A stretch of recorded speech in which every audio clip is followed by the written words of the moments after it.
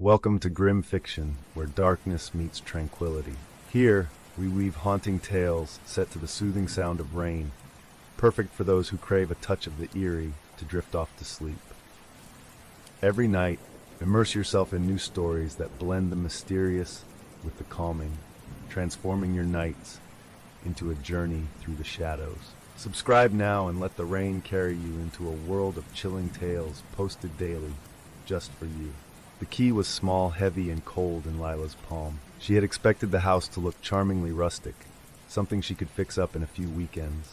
But the moment she saw it, a crumbling two-story structure, its once white paint blistered and flaking, she knew it would take more than a few weekends. The house seemed to breathe sorrow, its sagging roof and shattered windows giving it a hunched, almost human posture. Yet she had no choice. This was her inheritance, her fresh start. Her boots crunched on the gravel driveway as she approached the door. The air was thick and humid, carrying the faint scent of rotting wood. She paused at the threshold, staring up at the towering front door. It felt like the house was staring back. Inside, the air was heavier, stale with age and neglect. The floorboards groaned under her weight, their complaints reverberating through the empty halls.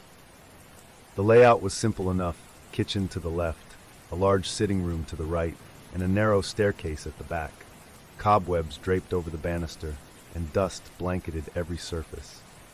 She wrinkled her nose and pulled her cardigan tighter around her shoulders.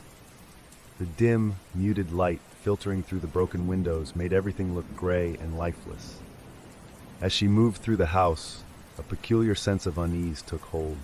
It wasn't just the state of disrepair or the eerie silence. It was a feeling she couldn't quite name, like the air itself was watching her, like the walls remembered more than they should. She shook off the thought and forced herself to focus on the practical, clearing out the debris, patching the broken windows, getting the place livable. But in the back of her mind, something gnawed at her, a vague, persistent thought that perhaps the house had been abandoned for good reason. Lila's first night was restless. Every creak, every distant gust of wind, every groan of the old wood made her heart race. She lay in bed staring at the ceiling, the shadows of tree branches playing tricks on her mind. It was just an old house, she told herself over and over, just an old house. But when she closed her eyes, she thought she heard faint footsteps, slowly pacing in the hallway outside her bedroom door. Morning light seeped through the cracked window panes, illuminating the dust motes that hung heavy in the air. Lila stretched, stiff from a night of restless tossing, and resolved to make the most of her day. The house wouldn't fix itself. She grabbed her work gloves, a sturdy broom, and a bucket of cleaning supplies, and set to work clearing out the years of neglect. It wasn't long before she reached the upstairs hallway. The wooden planks creaked beneath her boots as she moved from room to room, sweeping debris and opening windows to let in fresh air. As she made her way to the end of the hallway, she came upon a door that stopped her short. Unlike the others, this one was not only closed, it was locked. Thick, rusted metal bars crisscrossed over its surface, and a heavy padlock hung from an equally corroded latch. The wood itself was darker than the rest, deeply scored with scratches and odd carvings that looked deliberate but foreign. Lila leaned closer, brushing a layer of dust off with her glove. The carvings were faintly geometric, almost runic, though she didn't recognize the symbols. What really struck her was how cold the air felt near the door. The hallway was warm and musty, yet as soon as she stood in front of this door, the temperature seemed to drop. It was as though she had stepped into the shadow of a cloud. Frowning, she reached for the handle, but it didn't budge. She tried peering into the thin crack between the door and the frame, but there was nothing but darkness on the other side. "Okay," she muttered, her voice loud in the otherwise silent house. "Where's the key?" She searched every drawer, every corner of the upstairs, scouring closets and rummaging through forgotten trunks in the attic. The key was nowhere to be found. She even went downstairs to the kitchen and the sitting room, overturning dusty cushions and old coffee tins. Nothing. Frustration prickled at her. The locked door felt like a riddle left behind by whoever had lived here before, a challenge to be solved. But without the key, she was at a standstill. As the sun began to set, Lila found herself back in front of the door. The house had grown quieter, the usual groans and creaks subsiding as though the place itself was holding its breath. She leaned in, pressing her ear against the wood. The surface felt colder than ever, almost icy. For a long moment she stood there, straining to hear something. And then she did. It was faint at first, so faint she thought it might be her imagination, a soft, sibilant whisper. The sound seemed to rise and fall, just below the threshold of understanding. She pulled back, her pulse quickening, but as soon as she moved away, the sound vanished. "No," she said aloud, shaking her head as if to dismiss the entire experience. "It's nothing, just an old house making old house noises." Yet as she walked back downstairs, leaving the locked door behind, she couldn't shake the feeling that whatever was on the other side of that door had been waiting for her, and now it knew she was there. After days of clearing out debris and scrubbing years' worth of grime from every surface, Lila began to settle into the house. She still hadn't figured out how to open the locked door upstairs, and she tried not to dwell on it. If she thought too much about those faint whispers, or how cold the air felt around that door, her imagination started to run wild. Instead, she focused on the house's exterior, thinking it might help to clean up the yard and take a look at the property line. The woods surrounding the house were dense and seemed to stretch on forever. On her first day outside, Lila took note of the tall pines and the way their branches swayed gently in the breeze. A dilapidated old fence marked the edge of the yard, but beyond that was an overgrown path, barely visible under years of fallen leaves and creeping moss. Something about the path called to her, and without much thought, she grabbed her boots and headed into the trees. The sunlight filtered down in slanting beams, and for a while the woods seemed peaceful. Birds chirped above, and the forest floor crackled pleasantly underfoot. Lila followed the trail, curious where it might lead. But after a short distance, the air shifted. The trees began to grow closer together, their gnarled branches twisting into unnatural shapes. The deeper she went, the quieter it became, as though the forest was slowly swallowing sound. No more birds, no more wind, just her footsteps, and then she saw it, a shadow darting between the trees up ahead. She froze, her breath catching in her throat. It wasn't a deer or any kind of animal she recognized. It moved upright, quick and smooth, vanishing behind the trunks before she could get a proper look. Lila stood there, squinting into the gloom, but saw no sign of movement. She waited another moment before shaking her head and continuing on. It was probably just her mind playing tricks. After all, it was an old forest. Shadows could look like anything if you stared at them long enough. By the time she reached the end of the trail, she found herself standing in a small, eerily perfect clearing. In the center was a large stone, flat on top like a makeshift altar. The edges of the clearing felt wrong-like. The trees were leaning in too much, as though they wanted to close off the space entirely. Lila felt a wave of unease. The stone was covered in strange carvings, similar to the ones she had seen on the locked door upstairs.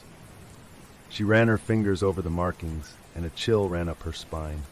It wasn't just the cold of the stone, it was something deeper, a feeling of being watched. She didn't stay long in the clearing. By the time she returned to the house, the sun was setting, and the woods felt darker than before. Shadows seemed to flicker just beyond her vision, shapes moving behind the trees where the light couldn't reach.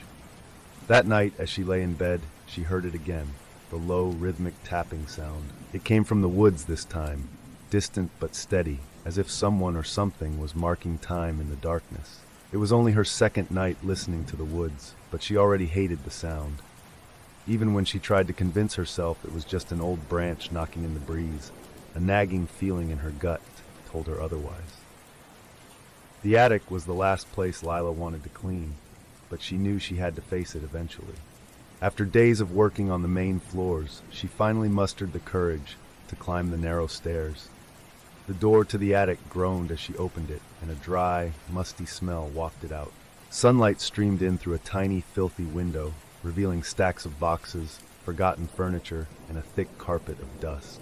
Lila spent hours sorting through old trunks and broken furniture. Most of the items were unremarkable, faded photographs, mildewed books, moth-eaten curtains. But near the far wall, she found something that stopped her in her tracks. An old wooden chest with a rusted lock that had long since broken. Inside, she discovered an assortment of trinkets, a few loose photographs, and a leather-bound diary. The cover was cracked and faded, its corners worn smooth by years of handling. The spine creaked as she opened it, and a small cloud of dust rose into the air. The handwriting inside was uneven and jagged, as though the writer had been in a rush or under duress. The first few entries were ordinary enough, chronicling the mundane life of a man who had once lived here. He wrote about repairing the roof, tending to a small garden, and dealing with the biting cold of winter. But as Lila flipped through the pages, the tone changed. The entries became more fragmented, the writing more frantic. I heard it again last night. I know it's not the wind. The shadows are closer now. I can feel them watching me. The door at the end of the hall, it wasn't locked before. The man's words sent a chill down her spine. He described sleepless nights filled with whispers, the sensation of cold fingers brushing against his neck, and the growing certainty that something had taken residence in the house. The locked door upstairs featured prominently in his later entries. He wrote of seeing it move ever so slightly, as though something on the other side were testing it. He mentioned finding the strange carvings on its surface and hearing faint, inhuman voices calling his name. By the time Lila reached the final pages, the writing was barely legible. The ink was smeared, the sentences scrawled at odd angles. It's coming from the woods now. They're here, just beyond the tree line. I can't sleep, I can't eat, I can't leave. If anyone finds this, know that I tried. I tried to keep it locked away. The last entry was just 2 words, repeated over and over in a shaky hand. I'm sorry, I'm sorry, I'm sorry. Lila stared at the diary for a long time, her hands trembling. She felt as if the house itself were holding its breath, waiting for her to understand the gravity of what she had just read. She closed the book and tucked it under her arm, her mind racing. She couldn't ignore it anymore. The locked door, the carvings, the shapes in the woods. It was all connected. But what exactly was she dealing with? And more importantly, what was she going to do about it? As she descended the attic stairs, the diary clutched tightly in her hands. Lila knew one thing for certain. The man who wrote those words had faced something terrible, and it might still be waiting in the house. The morning after discovering the diary, Lila couldn't shake the sense of foreboding that hung over her. The words scrawled in those final entries replayed in her mind, whispering like a soft, relentless echo. I'm sorry. I'm sorry. She felt a gnawing need for answers, so she decided to venture into the nearest village. The drive into town was short, but the change in atmosphere was stark. The village was quaint and picturesque, nestled in a valley surrounded by hills. Brightly painted storefronts lined the cobbled main street, and flower boxes overflowed with blooms. It was a far cry from the brooding shadows of her new home. But as Lila stepped out of her car, she noticed the villagers seemed to give her a wide berth. She caught sidelong glances, heard quiet murmurs as she passed. It was as if they knew who she was, or rather, where she'd come from. Lila pushed her way into a small cafe, determined to find someone who could help her piece together the house's past. She approached the counter, where an elderly woman with piercing gray eyes and thin, wispy hair was wiping down a mug. Lila offered a hesitant smile. "Excuse me," she began. "I just moved into the old house up the hill and The woman froze, the mug still clutched in her hand. She slowly set it down, her eyes narrowing. "That house," she said, her voice low. "You're staying there?" "Yes," Lila replied, a nervous flutter in her chest. "I was hoping you could tell me more about it. Did something happen there?" The cafe grew uncomfortably quiet. Even the few other patrons seemed to be listening, their conversations dying mid-sentence. The woman leaned in, her voice dropping to a whisper. "You shouldn't have gone there, girl. That place isn't right. Never has been." Lila's stomach tightened. "What do you mean? What happened?" The woman glanced around, as if afraid of being overheard. "People go in, but they don't always come out. They lose themselves. Sometimes they stay there, and they change. It started with the woods. Something moved in those woods long ago. When the house was built, it was already cursed ground. Everyone in town knows that. The man before you." She trailed off, her expression grim. "He thought he could keep it contained, but he was wrong. He's still in there, you know." "What do you mean, still in there?" Lila pressed. The woman shook her head. "Not alive, not anymore. But he never truly left, and he's not alone. The others, the shadows, they're always there waiting." Lila felt a cold sweat break out on the back of her neck. She thought of the locked door, the carvings, the shapes moving in the woods at dusk. "What can I do?" she whispered. "How do I make it stop?" The woman looked at her with pity, then shook her head. "If I were you, I'd leave. Don't try to fight it. Just go, before it's too late." But something in Lila resisted. The idea of abandoning the house now, after everything she'd put into it, after everything she'd discovered, she couldn't do it. She had to find a way to uncover the truth, to stop whatever was happening there. She thanked the woman and left the cafe, her head swimming with half-answers and mounting dread. As she drove back toward the house, the woods seemed to loom taller than before, their branches casting long, claw-like shadows on the road. The warning rang in her ears. Don't try to fight it. Just go. But Lila gripped the steering wheel tighter and pressed on. She had no intention of leaving. Not yet. Lila tried to ignore the old woman's warning. She convinced herself that stories like these always followed old houses, that every small town had its legends. But as dusk fell, the air in the house grew heavy, and her bravado began to falter. The whispers at the locked door were louder tonight, clearer, no longer just faint murmurs, but audible words. She couldn't understand what they were saying, but the tone was pleading, almost desperate. She avoided the upstairs hallway, forcing herself to stay in the kitchen instead. She turned on the overhead light, its harsh glow spilling across the counters, and set to making herself a simple dinner. A sandwich, some tea, anything to distract her from the building tension, but her hands were shaky as she worked. The whispers upstairs continued, punctuated by soft knocks, as if something on the other side of that door was trying to get her attention. Her resolve crumbled around midnight. The house had gone eerily silent, too silent. The kind of quiet that made you strain to hear, made you feel that every shadow in the corner of your eye was something watching, waiting. She clutched the diary tightly, as if the frail book could protect her, and decided to sleep downstairs, closer to the light. That was when she heard it, a single scrape from the kitchen floor. It was deliberate, slow, like wood dragging across wood. Lila's breath caught in her throat. Her chair creaked as she rose cautiously, her bare feet silent against the cold hardwood. She crept toward the kitchen doorway, peeking around the corner. At first, she saw nothing, but then a figure emerged from the shadow of the pantry. It wasn't human, not entirely. The thing was tall and impossibly thin, its skin the color of ash, its limbs unnaturally long. It was hunched over, its bony shoulders jutting out as it leaned against the counter. The face, it wasn't right, deep hollows where its eyes should have been. A mouth that gaped open as if it had never spoken, only moaned. It stood motionless for a moment, as though sensing something in the air. Then, slowly, it turned its head in Lila's direction. Its empty eye sockets seemed to find her. She froze, every muscle locking in place, her mind screaming at her to run, but her body refusing to move. The creature made a low, guttural sound, the kind that rattles in the throat and sends chills up the spine. Her flashlight was still on the counter. She lunged for it, her sudden movement breaking the spell of fear. The beam of light cut across the kitchen, hitting the creature's face. It let out a sound that was almost a scream, a wet, rasping cry, and melted into the shadows. Lila whipped the light around, her breath coming in short gasps, but the thing was gone. The room was empty. She collapsed onto the floor, the flashlight trembling in her hands. She tried to convince herself it wasn't real, that she was overtired, that her mind had conjured the vision. But the scratches on the floorboards were still there, fresh and unmistakable.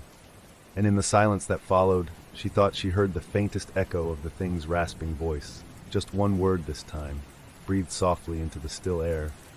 Lila. The next morning, Lila sat at the kitchen table with the diary spread before her.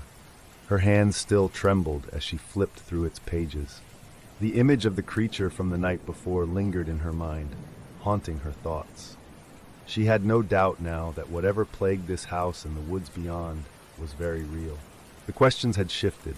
Not what is happening, but what can I do about it? In the final entries of the diary, the previous owner described a ritual he had attempted. It wasn't a detailed guide, more a frantic record of what he tried, mixed with desperate prayers that it would work. He mentioned symbols, fire, and some sort of offering. Lila studied the drawings and the jagged, scrawled instructions. The words were incomplete, the instructions broken into fragments. She wasn't sure what kind of offering the ritual required. but the entries hinted at something personal, something significant. "It's not about blood or death," one entry read. "It's about sacrifice. You have to give it something it wants, something it can take instead of you. But it's never enough. It never stops asking." Lila set down the book and stared out the window. The woods loomed tall and dark, even in the midday light. The same low tapping noise had started again, faint and rhythmic, as if the trees themselves were marking time. She needed answers, and the diary was the only guide she had. She spent the rest of the day preparing. Using the drawings as a reference, she sketched the strange symbols onto the living room floorboards with chalk. She gathered candles and set them in a circle, just as the diary instructed. The offering troubled her. The man who'd lived here before had left the details vague. He mentioned old keepsakes, things with sentimental value that the presents might accept. Lila hesitated, then went upstairs to retrieve the jewelry box she had brought with her. Inside was her grandmother's bracelet, a piece she'd cherished since childhood. Her hands shook as she placed it in the center of the circle. She whispered a soft apology to her grandmother, though she wasn't sure why. It just felt like the right thing to do. When night fell, Lila lit the candles and took her place within the circle. She held the diary open in one hand, reading the words aloud, her voice barely above a whisper. The incantations were clumsy. She didn't know if she was pronouncing them correctly, but she pressed on, repeating the phrases over and over. The air around her seemed to grow thicker, heavier.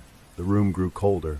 As she spoke, the shadows in the corners of the room began to stretch, slithering toward her like ink poured onto a wet surface. She tried to keep her voice steady, but fear crept into her throat. The tapping from the woods had stopped, replaced by a deep, resonant hum that she could feel in her chest. The offering sat untouched in the circle's center. Lila's heart pounded as she repeated the final lines from the diary, pleading for the ritual to work. For a moment, nothing happened. The hum grew louder, almost unbearable, and the candles flickered violently. Then, all at once, the shadows surged forward. The room seemed to collapse into darkness. Lila squeezed her eyes shut, her voice breaking as she shouted the last word of the incantation. The humming stopped. The shadows receded, pulling back like a tide. When she opened her eyes, the room was silent.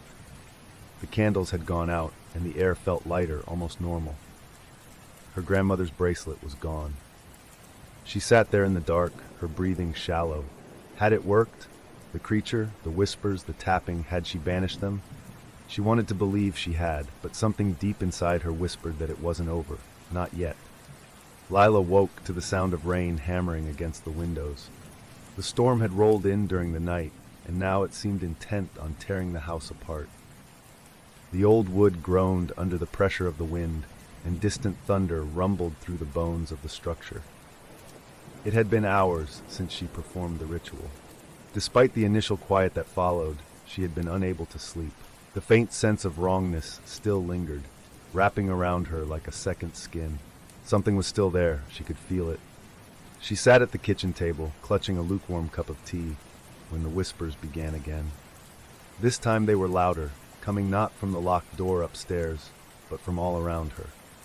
The voices were indistinct, their words a twisted murmur that sounded almost like laughter, almost like screaming. Lila froze, her tea sloshing in her mug, and then bolted to her feet. The candles from the ritual circle still sat in the living room. She hadn't touched them, hoping they might act as a protective barrier, but now their wax had run into distorted puddles. The symbols she'd drawn were smeared. In the middle of the circle, where her grandmother's bracelet had been, was something new. A small, wet handprint, black and glistening as though drawn with ink or tar. A sudden crash upstairs made her jump. She grabbed the flashlight from the kitchen counter and slowly made her way to the staircase. Every step creaked under her weight. The whispers grew louder as she ascended, their tones shifting from mournful wails to frantic, animalistic sounds. She reached the landing and stood before the locked door. It was shaking, not gently or rhythmically violently, as if something on the other side were pounding against it with inhuman force. The heavy padlock rattled and strained. Lila could barely breathe.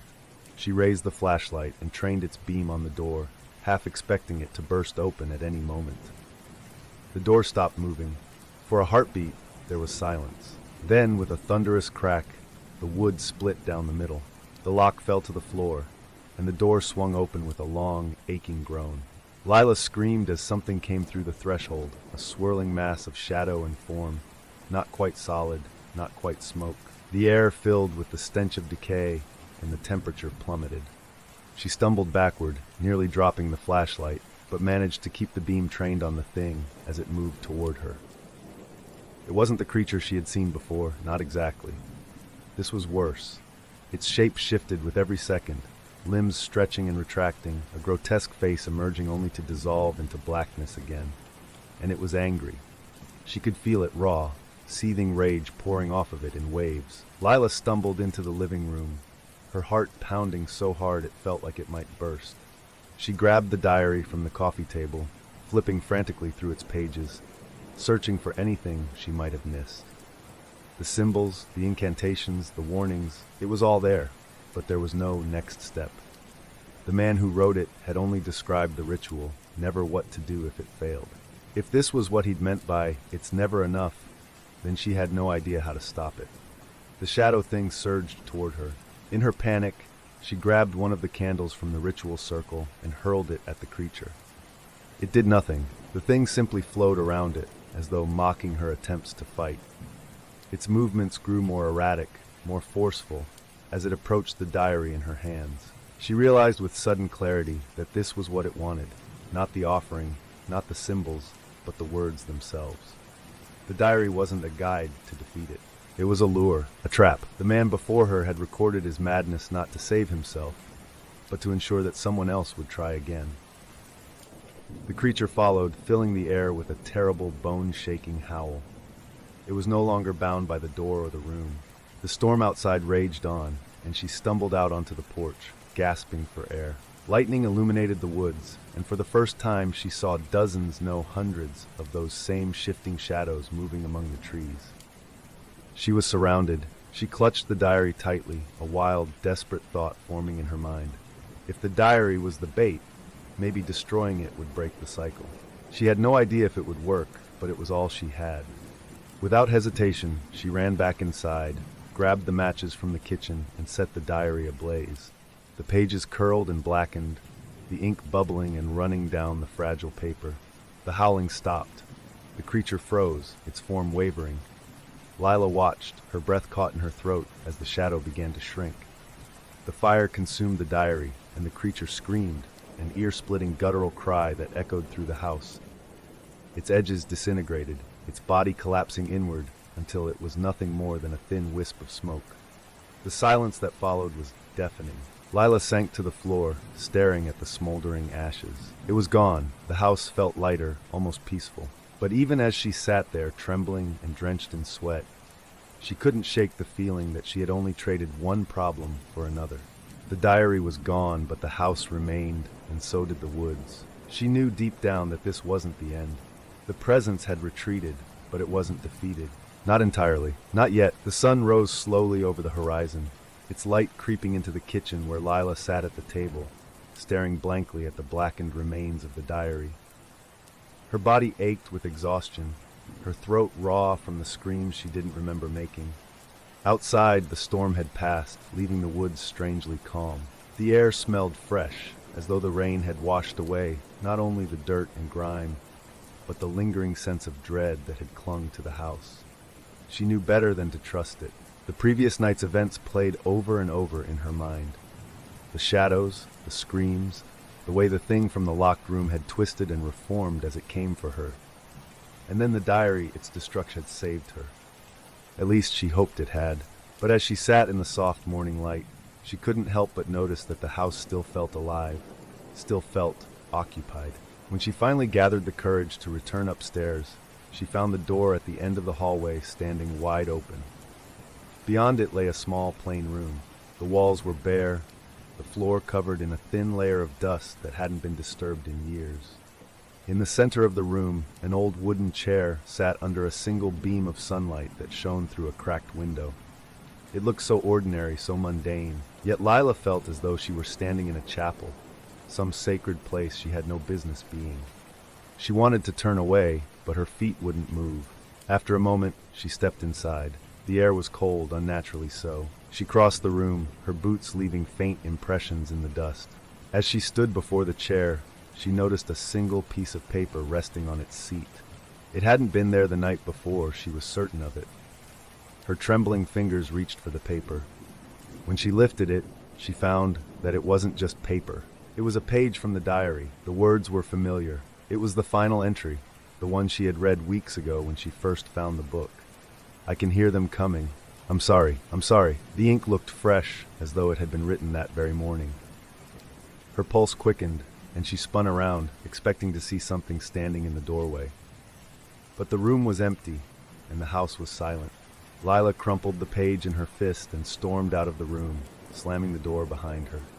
She returned to the kitchen, threw the paper into the sink, and lit it with a match. The flames consumed it instantly, leaving only ash. She watched the smoke curl upward and disappear. It should have been satisfying, but it wasn't. It felt like a hollow victory, like cutting the head off a weed while the roots burrowed deeper underground. Days passed, and though nothing overtly strange occurred, Lila couldn't shake the sense that she was still being watched. The whispers were gone, the tapping from the woods had stopped, and the locked door no longer creaked or rattled. Yet every time she turned a corner or entered a new room, she felt a presence lingering just out of sight. The house never let her forget it was still there. One evening, as the sun set behind the tree line, Lila stood on the porch and looked out over the property. The woods were still and quiet. The house was quiet. The whole world seemed to hold its breath. For the first time in weeks, she felt a small flicker of hope. Maybe the worst was behind her. Maybe the shadows would never return. Maybe she had done enough. But as the last rays of sunlight disappeared, she thought she saw something move at the edge of the woods. A shadow darted between the trees, just for a moment, so quick it could have been her imagination. She stared hard, willing herself to see nothing, to convince herself it was just the sway of a branch or a trick of the light. Then, softly, faintly, a single tap echoed from deep within the forest. Welcome to grim fiction, where darkness meets tranquility. Here, we weave haunting tales set to the soothing sound of rain, perfect for those who crave a touch of the eerie to drift off to sleep. Every night, immerse yourself in new stories that blend the mysterious with the calming, transforming your nights into a journey through the shadows. Subscribe now and let the rain carry you into a world of chilling tales posted daily, just for you. It was one of those autumn nights when the wind seemed to whisper secrets to anyone willing to listen. The leaves, browned and withered, swirled around the old iron lampposts that lined the quiet street. In the distance, the town clock struck midnight with a hollow chime, marking the start of the night when everything would change. Liam leaned back against the hood of his car, the cold metal biting through his jacket.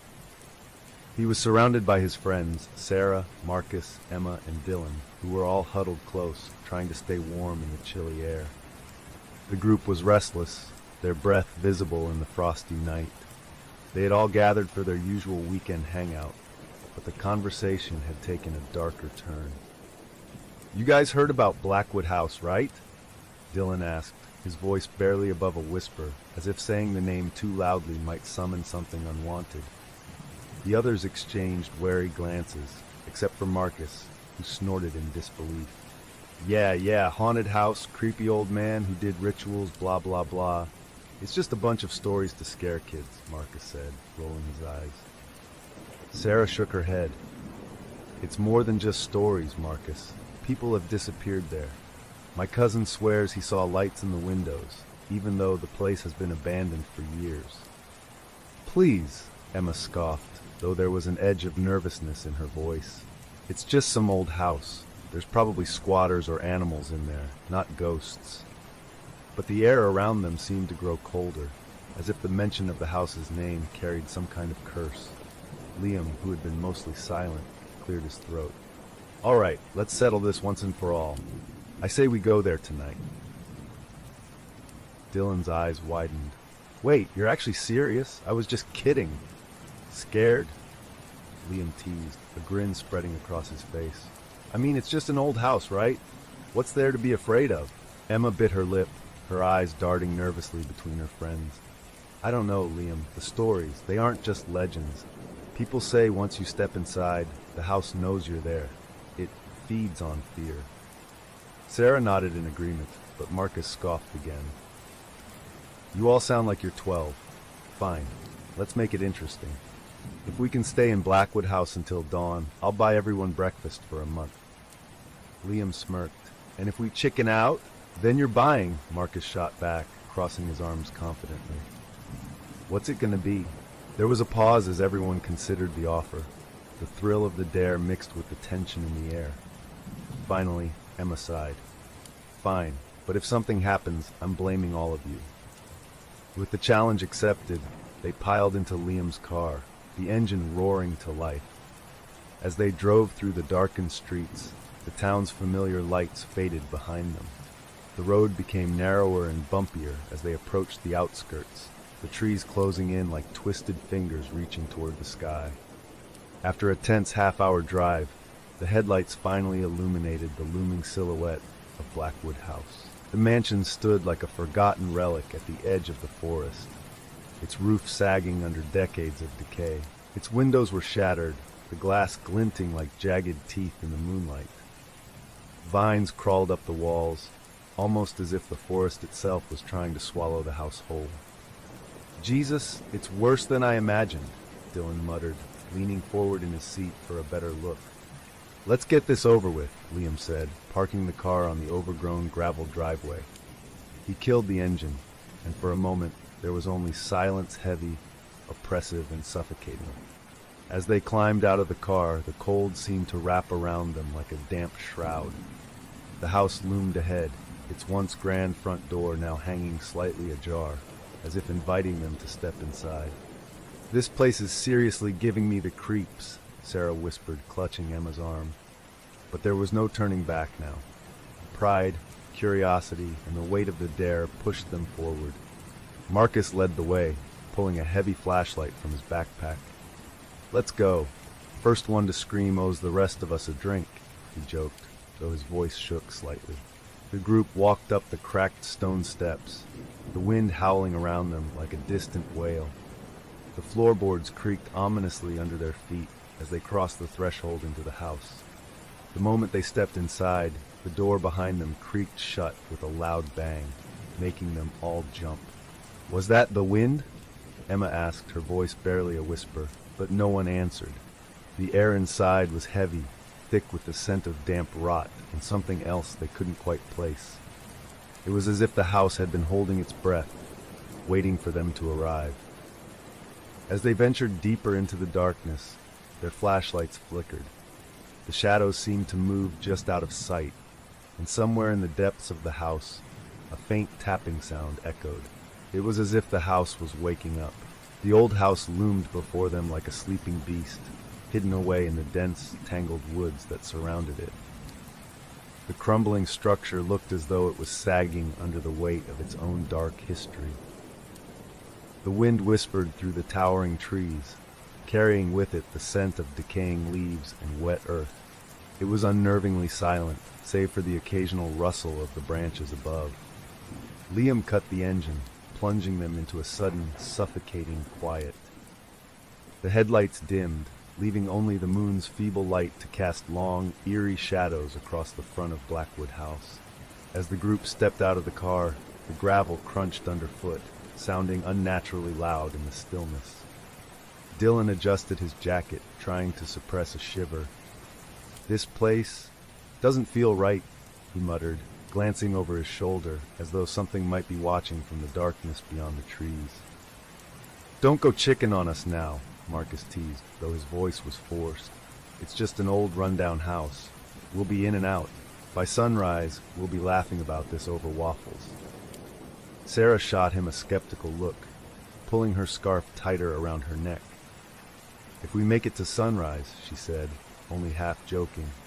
Her eyes kept darting to the shadows, convinced they were moving just beyond her line of sight. Emma took a deep breath, trying to steel her nerves. Let's just go inside, she said, stepping forward with more confidence than she felt. The others followed, their footsteps hesitant as they approached the house's sagging porch. The wooden planks groaned under their weight, and the railing, covered in creeping ivy, seemed to twitch in the cold breeze. The front door, which hung ajar, looked like a gaping mouth ready to swallow them whole. Liam pushed it open the rest of the way with a loud creak that echoed through the night. The darkness inside seemed impenetrable, as if it were a living thing waiting to consume them. "All right, everyone stay close," Liam said, turning on his flashlight. Its beam cut through the dusty air, revealing a long, dimly lit hallway stretching into the shadows. Cobwebs hung like tattered curtains, and the air was thick with the scent of mold and decay. The group hesitated at the threshold, instinctively knowing that crossing it would be a point of no return. But the lure of the dare, and the desire to prove they weren't afraid, pushed them forward. As soon as they all stepped inside, the door behind them slammed shut with a thunderous bang, causing everyone to jump. The sound reverberated through the house like the tolling of some unseen bell. Emma turned back to the door, her heart pounding, but it was sealed tight. "Wind, right?" Marcus said, his voice a little too high-pitched. He forced a laugh, but no one joined him. "Yeah, wind," Sarah echoed, though her voice was hollow. She pressed closer to Emma, trying to ignore the gnawing feeling that they had just walked into a trap. The hallway before them was long and narrow, lined with dark wood paneling that was cracked and peeling. Dust motes floated through the air, illuminated by their flashlights. Old portraits hung crookedly on the walls, their subjects' faces faded and their eyes gouged out, leaving dark, empty sockets. It felt like those empty eyes were watching their every move. "Let's check out the main hall first," Liam suggested, trying to keep the group focused. His voice was steady, but there was an edge to it. He didn't want to admit it, but even he was feeling the oppressive weight of the house's atmosphere. As they moved deeper into the mansion, the floorboards groaned beneath their weight, sending echoes into the dark recesses of the house. The temperature seemed to drop with every step they took. It was unnaturally cold, and each breath came out in frosty puffs.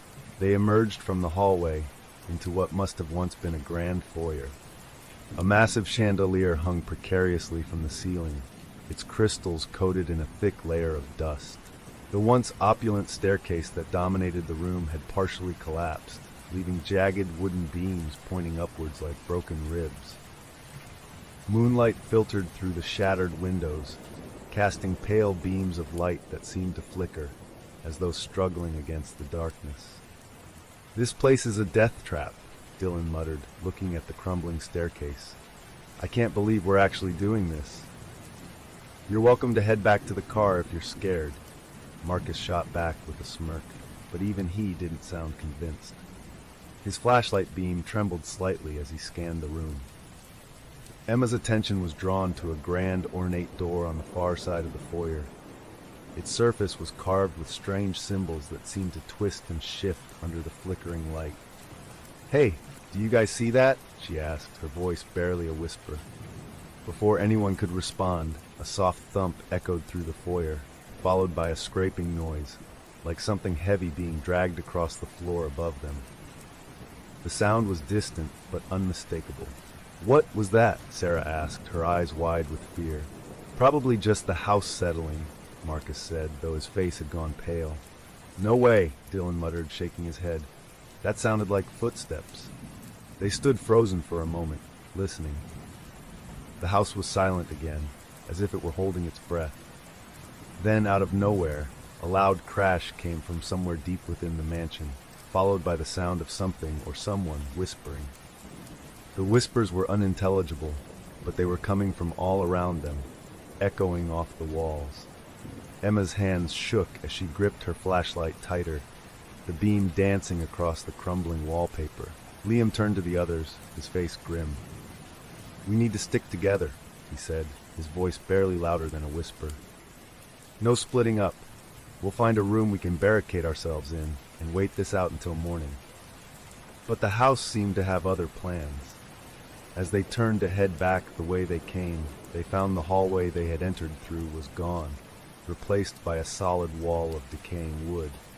The layout of the house had shifted, as if it were alive and determined to trap them. "What the hell?" Marcus shouted, pounding on the wall. "The door was right here." "Calm down," Liam hissed, though his voice was filled with panic. "We just took a wrong turn. We'll find another way out." But deep down, they all knew the truth. The house was not just a place. It was a living, breathing entity, and now they were part of it. A soft, ghostly whisper drifted through the air again, closer this time. It seemed to come from every direction at once, calling their names. Welcome home. The mansion's shifting layout had thrown them into a state of panic. Where the hallway they had entered through once stood, there was now only a blank wall, covered in peeling wallpaper that seemed to pulse like rotting flesh. Liam's pulse was racing, his breath coming out in rapid bursts. The oppressive air of the house was growing thicker, like a heavy weight pressing down on his chest. Okay, Liam muttered, trying to keep his voice steady. "Let's keep moving. There has to be another way out." Sarah clung to Emma's arm, her eyes darting around the dimly lit foyer. The air was colder than before, almost freezing, and she could see her breath turning to mist. "Liam, I don't think we're alone in here," she whispered. "Of course we're not," Marcus snapped, his usual bravado cracking. "This place is a goddamn maze. It's like it's playing with us." Dylan shone his flashlight around the room, the beam jittery from his shaking hands. The shadows seemed to dance and writhe, as if the darkness itself was alive. "I swear, I heard someone whisper my name," he muttered, his voice barely audible. "It was like, right next to my ear." "Let's just keep moving," Liam urged. "Standing here freaking out isn't going to help us." The group pressed forward, deeper into the house. The floor creaked underfoot with every step, the sound echoing through the hollow corridors. They turned corner after corner, but the hallways seemed endless, leading them deeper into the mansion's dark, decaying heart. After what felt like hours, they reached another large door. Unlike the others they had passed, this one was different, taller, older, and more ornate. The wood was dark, almost black, with intricate carvings that twisted and curled like tendrils. Strange symbols had been etched into the surface, symbols that none of them could recognize. "What the hell is this?" Marcus asked, reaching out to touch the door. "Wait," Emma hissed, grabbing his wrist. "Don't touch it." Marcus gave her a skeptical look, but there was something in her eyes, pure, unfiltered fear. "What's your problem?" he muttered, but he didn't pull away from her grip. Emma swallowed hard, her eyes locked on the strange symbols. I've seen something like this before," she said, her voice shaking. "In one of those documentaries about ancient cults. These symbols, they're used for summoning or sealing something in." A chill ran down Liam's spine, and he felt an almost instinctual urge to turn back. But they had no other options. Every other door they had tried was locked or led them in circles. "We have to check it out," he said, forcing himself to stay calm. "It's either this or we keep wandering around until we die of hypothermia." Dylan gave a reluctant nod, and Marcus, still trying to prove he wasn't afraid, reached out and twisted the tarnished brass handle. The door groaned as it opened, revealing a pitch-black room beyond. "All right, stick together," Liam whispered, stepping through the doorway with his flashlight held high. The air inside was colder than the rest of the house, carrying a damp, putrid scent that made Emma gag. As they moved deeper into the room, their flashlights revealed rows of dusty furniture shrouded in moth-eaten cloths. It looked like a storage room, but something about it felt wrong. The shadows seemed to cling to the corners, refusing to be dispelled by the light. "Look," Sarah said suddenly, her voice trembling. She pointed to the far end of the room where a heavy wooden table stood. On it lay a series of strange objects, melted candles, dried herbs, and a thick, leather-bound book covered in dust. Marcus approached the table, curiosity overtaking his fear. He brushed off the dust and opened the book, revealing pages filled with handwritten text. "This looks like some kind of journal," he said, flipping through it. The handwriting was jagged and frantic. The ink smeared in places, as though the writer's hands had been shaking. "Whose journal is it?" Emma asked, stepping closer to read over his shoulder. It belonged to Edgar Blackwood," Marcus said, his voice trailing off as he scanned the pages. The guy who used to live here. He talks about things he summoned, spirits, demons. Let me see that, Dylan said, snatching the journal. As he flipped through the pages, his flashlight flickered, casting eerie shadows that seemed to stretch toward them. This guy was seriously messed up, he muttered. He talks about sacrifices, rituals, and something called the hunger. Suddenly, a soft, rhythmic thump echoed through the room. It was faint at first, almost like a heartbeat.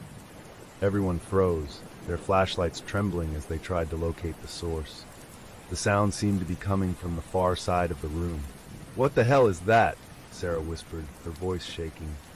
Marcus shone his flashlight toward the corner, and they all saw it. A small door, half hidden behind a stack of old furniture. The door was different from the others they had seen. Its surface was covered in deep gouges, as if something had desperately tried to claw its way out. "Should we open it?" Dylan asked, his voice barely audible. "Hell no," Emma snapped. "Whatever's in there, it was sealed for a reason." But Marcus was already moving toward the door, driven by a mix of curiosity and adrenaline. "Come on. It's probably just a raccoon or something," he said, trying to sound brave. He grasped the rusted handle and pulled. The door wouldn't budge. "See, it's locked." "Let's leave it alone," Sarah said, relief flooding her voice. But as soon as she spoke, the rhythmic thumping grew louder, more insistent. It was as if whatever was behind that door had heard them and was desperate to get out. "Marcus, stop," Liam warned, stepping forward. But Marcus was determined. He threw his shoulder against the door, and with a loud crack, it finally gave way. The door burst open, revealing a narrow, pitch-black passageway that led downward. A blast of freezing air rushed out, carrying with it a foul, coppery stench that made them all gag. For a moment, nothing happened. Then, from the depths of the darkness, a sound emerged, a low, guttural growl that sent shivers down their spines. It wasn't the sound of an animal. It was something far worse, something that should not exist in this world. "Close it! Close it now!" Emma screamed, her eyes wide with terror. But it was too late. The darkness in the passage seemed to ripple, and something began to crawl up from the depths, its shape indistinct but undeniably wrong.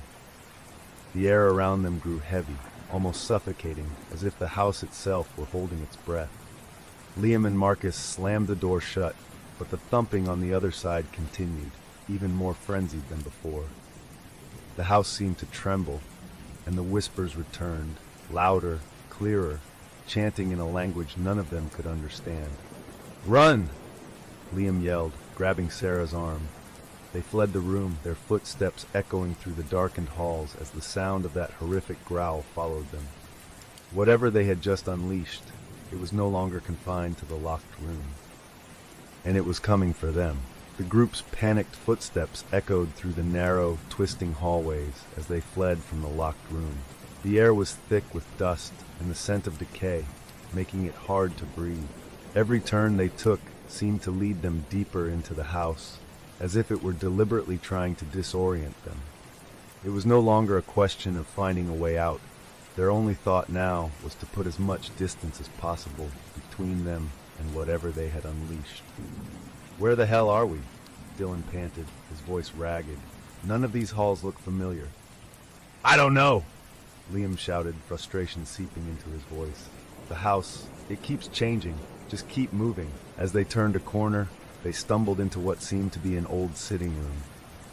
The once luxurious furnishings were now covered in thick layers of dust, the upholstery faded and torn.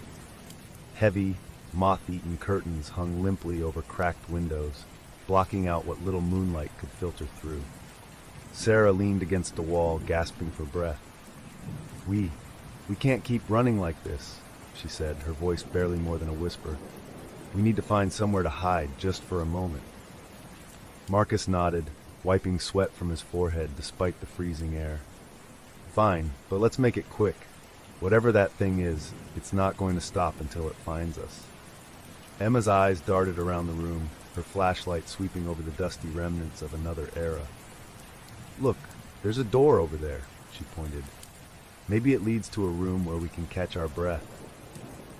Without waiting for a consensus, Emma pushed open the door. The hinges let out a mournful creak, revealing a smaller, dimly lit chamber. The room was dominated by an enormous, ornate mirror that was nearly as tall as the ceiling. It was set in a heavy, dark wood frame that was intricately carved with swirling, almost hypnotic patterns. The glass itself was grimy, its surface fogged over with age. The moment they stepped inside, the air turned frigid, as if the temperature had dropped by several degrees.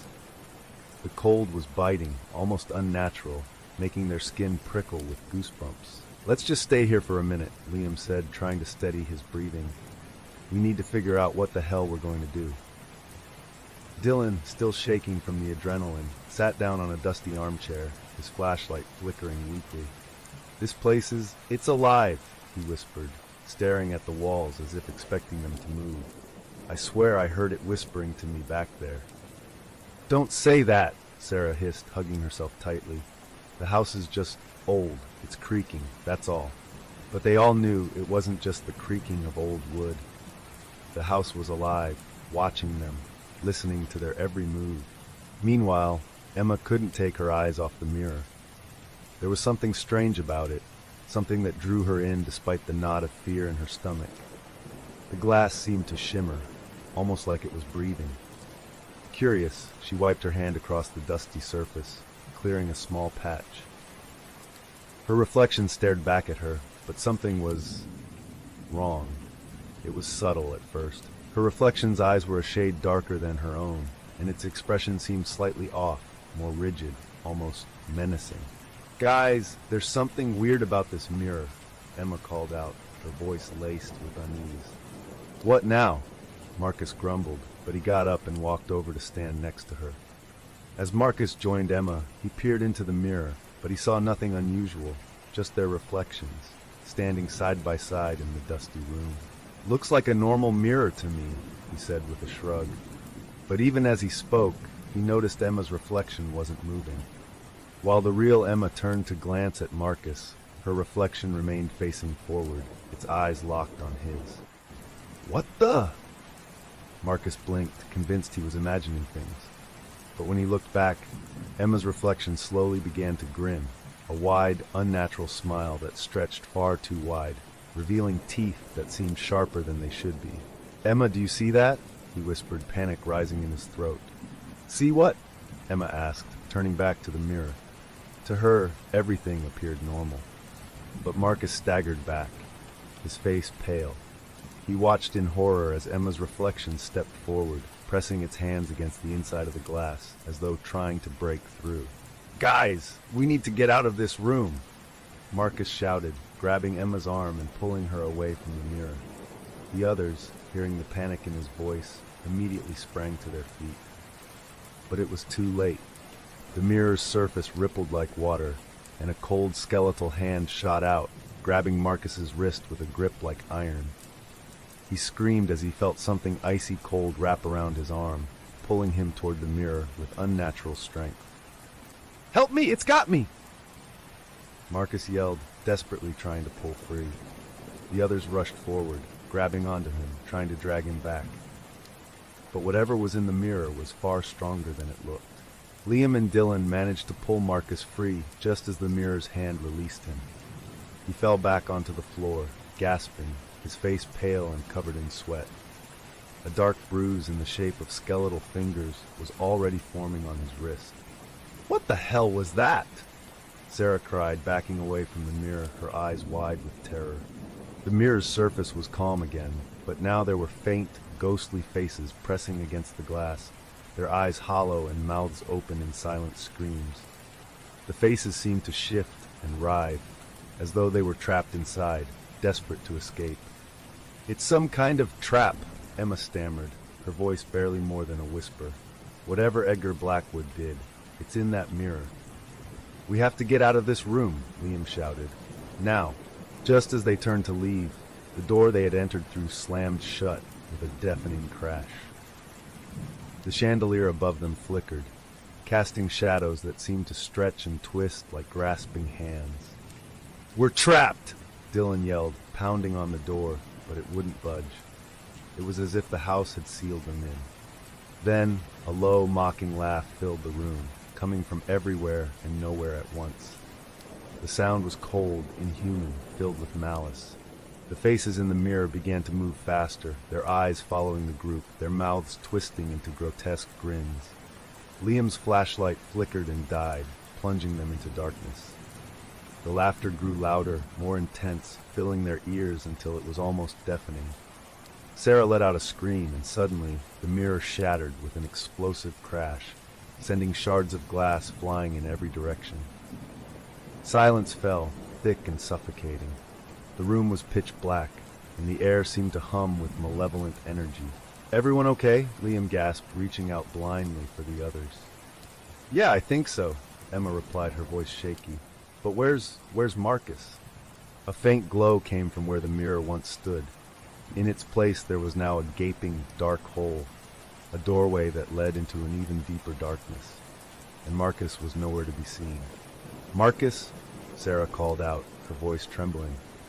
But there was no answer, only the sound of a soft, distant whisper coming from beyond the dark portal. The house had taken its first victim. The air in the shattered mirror room was thick with panic. Shards of glass crunched underfoot as they frantically searched for Marcus. The dark portal where the mirror once stood loomed ominously, a gaping maw into an even deeper darkness.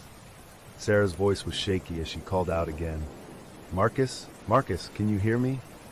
There was no reply, only the faint echo of her voice swallowed by the oppressive silence.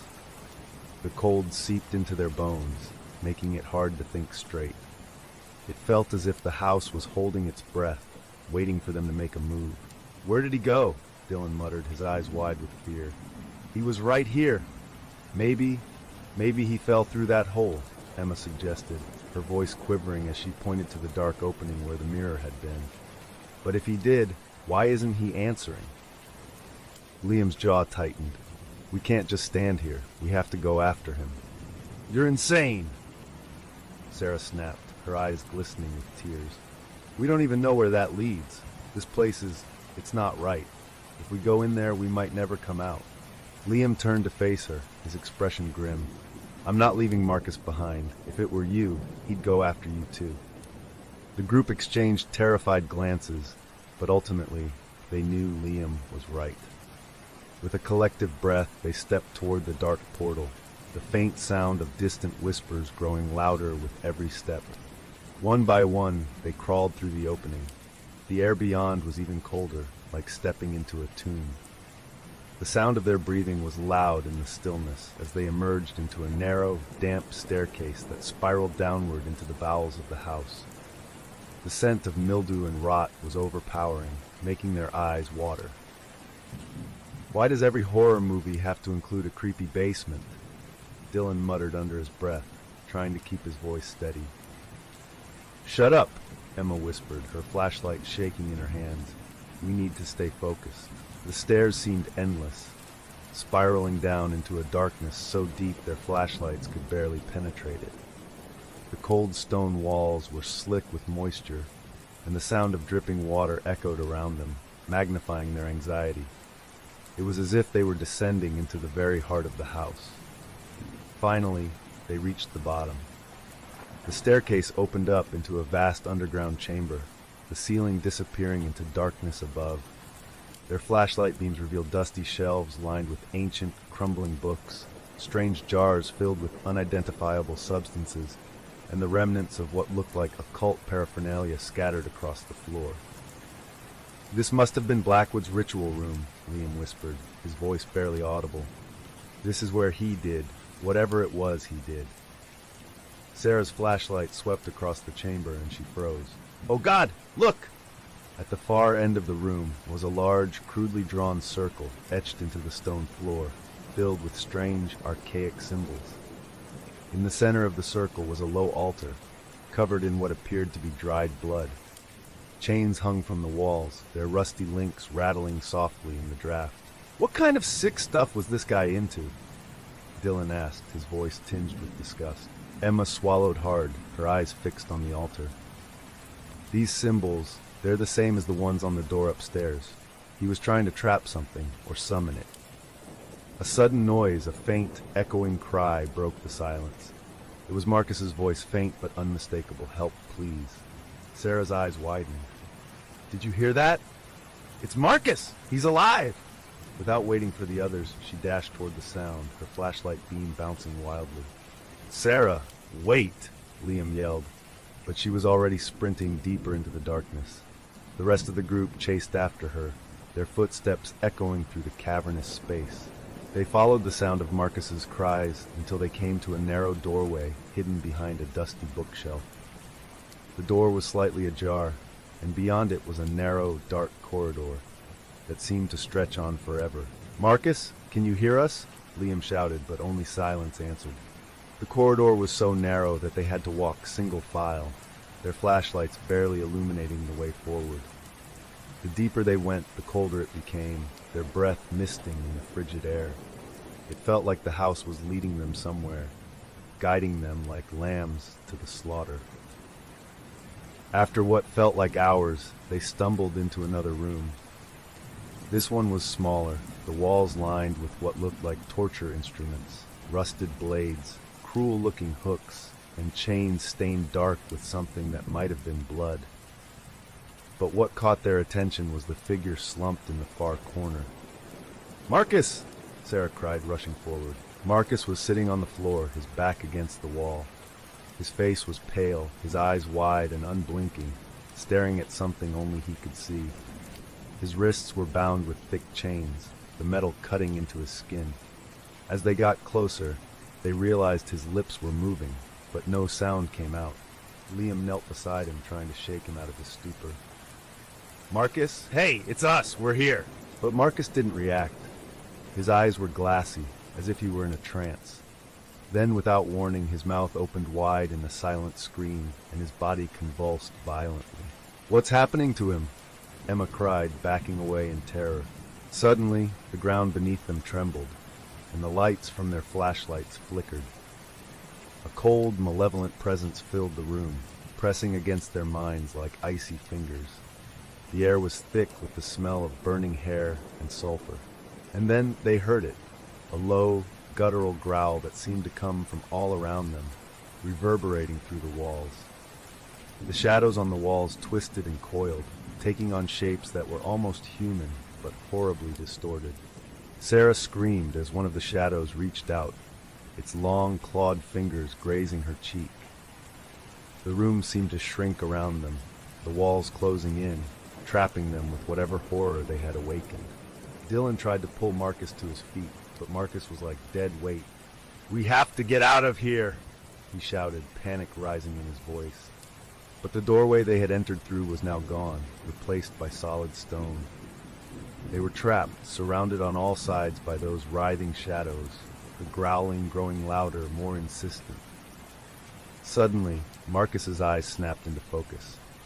His voice, deep and distorted, was not his own. "You shouldn't have come here," he said, his lips twisting into a cruel grin. "The house has already claimed you." Liam's blood ran cold. "Marcus, what's wrong with you?"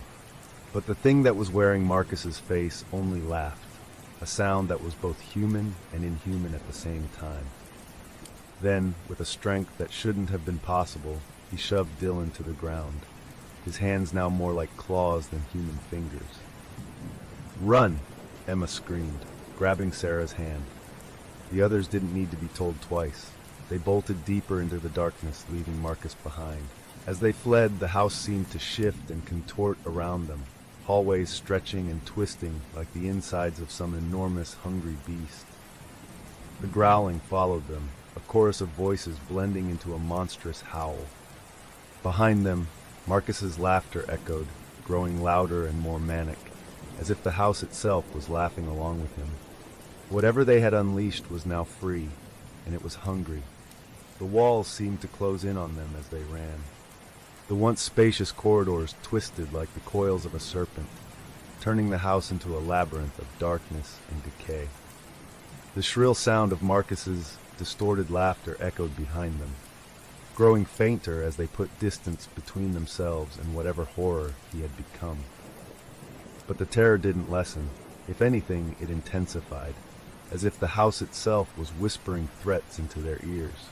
Keep moving, Liam urged, his voice cracking with fear. We can't stop now. I can't breathe. Sarah panted, her hand clutching her side. My chest, it's too tight. Emma grabbed Sarah's arm, practically dragging her forward. We have to find somewhere to hide. We need time to think. Dylan's flashlight flickered, its weak beam sputtering before plunging them into near darkness. The only light now came from Liam's flashlight, casting long, jittery shadows that seemed to dance on the walls like specters. Finally, they stumbled into a room at the end of a winding hallway. Liam slammed the heavy oak door shut behind them, twisting the rusted lock with trembling hands. The door shuddered under his grip, but mercifully, it held.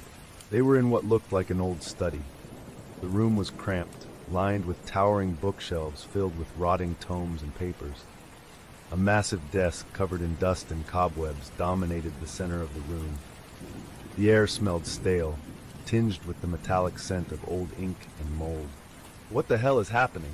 Dylan hissed, pacing back and forth. First Marcus, now the house. This place is alive, man. It's trying to kill us. Keep your voice down, Emma whispered, glancing nervously at the door. I don't know if Marcus can hear us. Liam's eyes were drawn to the desk. Something glinted under the pale beam of his flashlight, an old, leather-bound book, thicker than any of the others they had seen. Its cover was cracked and brittle, and it looked like it hadn't been touched in years. He brushed off the dust, revealing faded gold letters embossed on the cover, Journal of Edgar Blackwood. This has to have something about what's happening here, Liam muttered, flipping it open. The pages were yellowed and fragile, filled with jagged handwriting that was barely legible. It was like reading the frantic scribbles of a madman. Why are you wasting time on that? Sarah demanded, her voice edged with panic. We need to find a way out, not read some dead guy's diary. Just give me a second, Liam insisted, scanning the pages frantically. If Blackwood was behind all this, maybe there's something in here that can help us. Emma and Dylan crowded around him, peering over his shoulder. The entries started off relatively normal details of Blackwood's daily life in the mansion, descriptions of parties and visitors. But as they read on, the tone changed, becoming darker, more desperate. September 3rd, 1923. The voices are getting louder. They whisper secrets, promises of power, but only if I am willing to open the door. I must perform the ritual correctly this time. I am so close. September 14th, 1923. The house demands sacrifices. It must be fed to stay silent. The shadows crawl from the walls at night. I hear them whispering in the dark, calling my name. They are hungry, always hungry. October 1st, 1923. I have made a terrible mistake. The entity, it is no mere spirit. It is something older, something that was never meant to be summoned. I thought I could control it, but now it controls me. The house is its prison, and I am its keeper. It will not let me leave. The final entry was dated mere days before Blackwood disappeared without a trace. October 31st, 1923. It is coming for me. The walls are closing in. The shadows whisper my doom. It demands another soul, another to take my place. The house will not let me go. I fear it has already chosen who will stay. I must seal the doors. The entry ended abruptly. The ink smeared as if written in a frantic hurry. The rest of the page was stained dark with something that looked disturbingly like blood. What does this mean? Dylan asked, his voice shaky. Are we part of this ritual? Emma's face was pale as she pointed to a passage near the end of the journal. Look here, she said, her finger trembling over a line of text. It says, the entity is bound to the house. It feeds on fear, on pain. Only by offering a soul can it be appeased. The ritual circle must remain intact to contain it. Liam's eyes widened. That circle we saw in the basement, it's not just a trap, it's a seal. If it's broken, the entity is free to hunt anyone inside the house. But it already has, Marcus, Sarah cried, her voice breaking. How do we stop it? Liam flipped through the journal desperately. There's something here, something about reversing the ritual, but it's incomplete. He slammed the book shut in frustration. The last page is missing. What the hell are we supposed to do with that? Dylan snapped. We can't seal something if we don't know the whole ritual. A loud crash echoed from somewhere in the house, followed by the sound of that guttural growl they had heard earlier. The door behind them trembled, as if something heavy was throwing itself against it, trying to break in. "We have to move," Emma urged. "It's found us." But just as they were about to rush out of the room, Liam noticed something sticking out from under the desk, a small, folded piece of parchment, yellowed with age. He grabbed it, unfolding it with shaking hands. The handwriting was the same as Blackwood's, but it was scrawled in a frenzy, barely legible. To break the curse, one must offer their fear willingly. One must stand in the circle and face the shadows without turning away. Only then can the entity be banished back to its prison. "What does it mean?" Sarah asked, her eyes wide with terror. "It means one of us has to face it," Liam said, his voice hollow. "We have to lure it back to the circle in the basement, and someone has to stand in it, offering themselves as bait." The pounding on the door intensified, the wood splintering under the relentless assault. The whispers outside the door turned into screams, as if 100 voices were shrieking in unison. Emma's eyes filled with tears. "There's no way we're getting out of here alive, is there?" Liam set his jaw. "Maybe not all of us, but if we can trap that thing, at least some of us might." The door burst open, revealing a shadowy figure standing in the doorway. It wore Marcus's face, but its eyes were black pits, and its mouth twisted into a cruel, unnatural grin. "You can't hide," it hissed, its voice a grotesque blend of Marcus's and something much darker. "The house demands another soul." They had no time left. It was time to make a choice. The door to the study exploded inward, sending splinters flying in every direction. The figure that had once been Marcus stood in the doorway, its eyes nothing more than dark, endless voids. Its smile was a grotesque mockery of Marcus's once friendly grin, stretching impossibly wide, revealing rows of jagged teeth that gleamed in the dim light. For a moment, the group froze in terror. The thing wearing Marcus's face stared at them, its head tilted at an unnatural angle, as if it were amused by their fear. Then, with a sudden, jerky movement, it lunged forward. "Run!" Liam screamed, shoving Sarah toward the door on the opposite side of the room. Dylan grabbed the journal and stuffed it into his backpack, while Emma pulled Sarah along, her fingers digging into Sarah's arm hard enough to leave marks. The group darted through the narrow doorway, fleeing into the darkness of another twisting hallway. Behind them, the creature that had been Marcus let out a guttural roar, a sound that sent shivers down their spines. It was no longer just pursuing them, it was hunting them, driven by hunger and malice. They sprinted through the labyrinth of corridors, the air growing colder with every step. Their flashlights flickered, casting erratic beams that made the shadows around them seem to writhe and twist like living things. As they turned a corner, Sarah stumbled, her ankle twisting painfully. She let out a cry, but Liam hauled her up, not slowing his pace. "Keep moving," he urged, his voice hoarse with desperation. But the house was relentless. The walls around them seemed to shift and warp, closing in like the jaws of a great beast.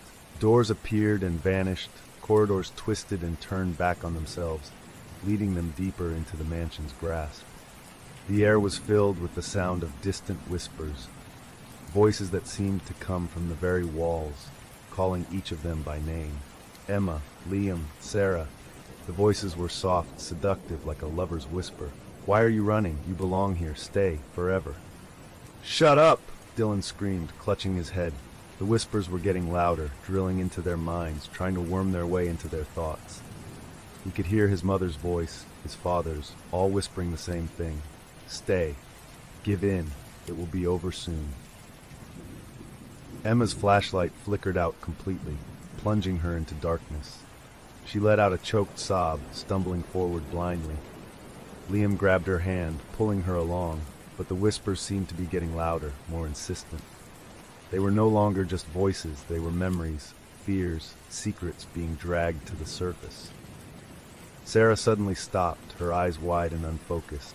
I hear my sister," her voice distant, as if she were in a trance. "She's crying. She needs me. No, it's a trick, Liam shouted, shaking her violently. Sarah, snap out of it, it's not real. But the voices were getting to all of them. Dylan had stopped running, his eyes glazed over as he listened to something only he could hear. Emma was clutching her head, tears streaming down her face as she mumbled incoherently, lost in some nightmare only she could see. Liam felt his own resolve cracking as he heard his father's voice, a low, familiar tone filled with disappointment. You never had the courage, Liam.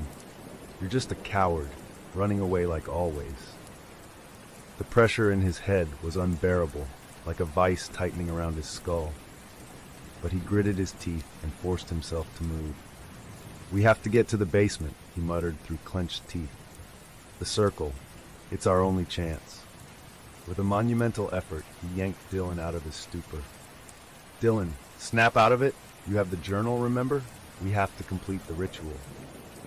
Dylan blinked, the fog in his eyes clearing for a moment. All right, the ritual. He took a shaky breath and nodded. Let's go.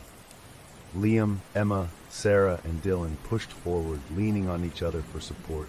The house fought them every step of the way. Doors that once led to the basement now opened into pitch-black voids, the floors beneath them creaking ominously, as if ready to collapse. But they kept moving, driven by the sliver of hope that if they could complete the ritual, they might still have a chance. Finally, they burst through a door and found themselves at the top of the staircase, leading down to the basement. The air here was even colder, almost freezing. The shadows seemed to dance and flicker, reaching out like dark tendrils trying to drag them back into the depths of the house. We're almost there, Liam gasped, half carrying Sarah down the stairs. Just a little farther. As they reached the bottom, the basement seemed even more ominous than before.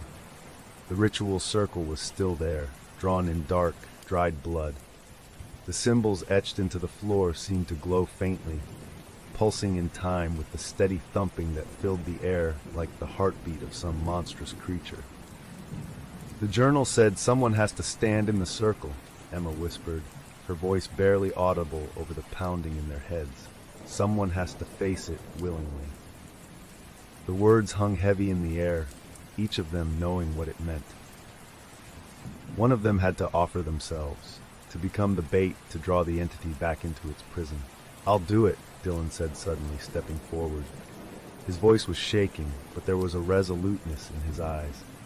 I'm the one who found the journal. This might be my fault. If someone's going to do it, it should be me. No, Emma said, stepping in front of him. You can't, Dylan. We need you to read the ritual. You have to be the one to finish it. Liam's face was pale, his eyes darting between his friends. The voices were louder now, screaming at him, filling his mind with images of death, of failure. But he pushed it all down. I'll do it, he said finally, his voice steady. I'm the one who dragged all of you here. If this is how it ends, then I'll face it. Sarah's eyes filled with tears, but she nodded. You don't have to do this, Liam, she whispered, her voice choked with emotion. Yes, I do, Liam replied, stepping into the circle. The moment his foot touched the dried blood, the air in the basement seemed to shift, growing even colder. The shadows on the walls began to swirl, drawn toward the circle, as if pulled by an invisible force. Dylan, start reading, Liam shouted, his voice shaking as the shadows began to coalesce into a dark, writhing mass in front of him. The entity's form was vague, shifting and changing, its eyes glowing like hot coals in the darkness. Dylan fumbled with the journal, his hands trembling. Okay.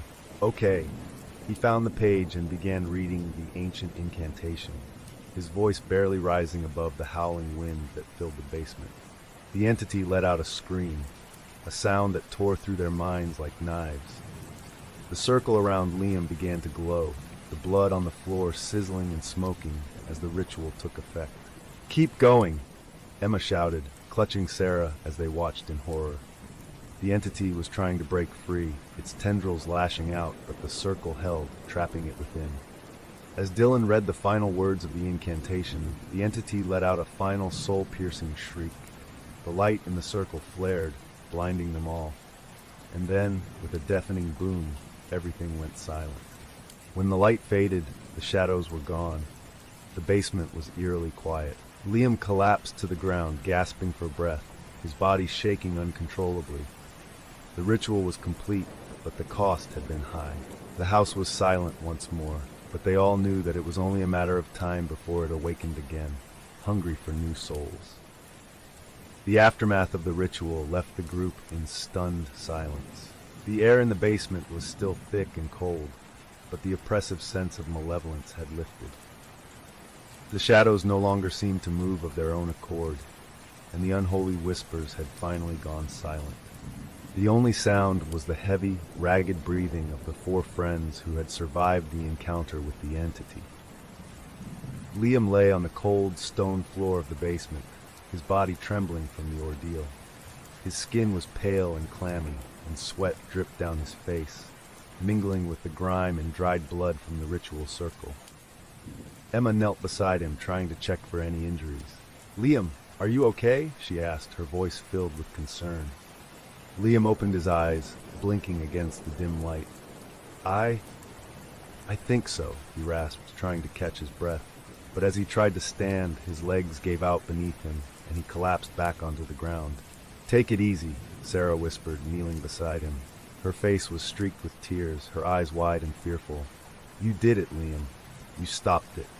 But Dylan, still clutching the ancient journal in his hands, wasn't so sure. He stared at the circle on the ground, where the dried blood was now smoldering, releasing thin tendrils of smoke that smelled of burning metal and rot. We only contained it," he muttered, flipping through the last few pages of the journal. "I don't think we really banished it. It's sealed again, but for how long?" Emma looked up sharply. "What do you mean?" "We did the ritual everything Blackwood wrote about. We closed the circle and trapped it." Dylan shook his head, a haunted look in his eyes. "There were pages missing. We don't know if what we did is permanent. For all we know, it's only sealed for a short time, until it finds another way out." Sarah shuddered, rubbing her arms as if trying to shake off a sudden chill. "Let's just get out of this basement. I can't stand being here another second." Emma nodded, helping Liam to his feet. He leaned on her heavily, his strength nearly spent. They moved toward the staircase, desperate to escape the claustrophobic darkness of the basement. As they reached the top of the stairs, Dylan paused, his flashlight illuminating the door that led back into the house. The wood was covered in strange, dark markings that hadn't been there before. "What the hell?" he whispered, tracing the symbols with his fingers. They looked like the ones they'd seen on Marcus's arm before he'd been taken by the entity. "Let's just go," Emma urged, not wanting to spend another moment in the cursed house. She pushed past Dylan, opening the door with a creak. They emerged into the ground floor, the air there slightly warmer, but still heavy with the scent of decay. The house seemed quieter, almost subdued, as if it were lying in wait. The group made their way through the twisting hallways, their footsteps echoing ominously. Every creak and groan of the old mansion set their nerves on edge, but there was no sign of the entity, or whatever was left of Marcus.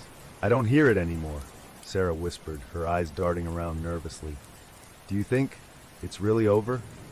But as they approached the front door, Liam suddenly doubled over, clutching his arm in pain. "Ah! What the?" he gasped, dropping to his knees. Emma and Dylan rushed to his side, trying to see what was wrong. "Liam, what is it?" Emma asked, her voice laced with panic. Liam's eyes were wide with terror as he rolled up his sleeve.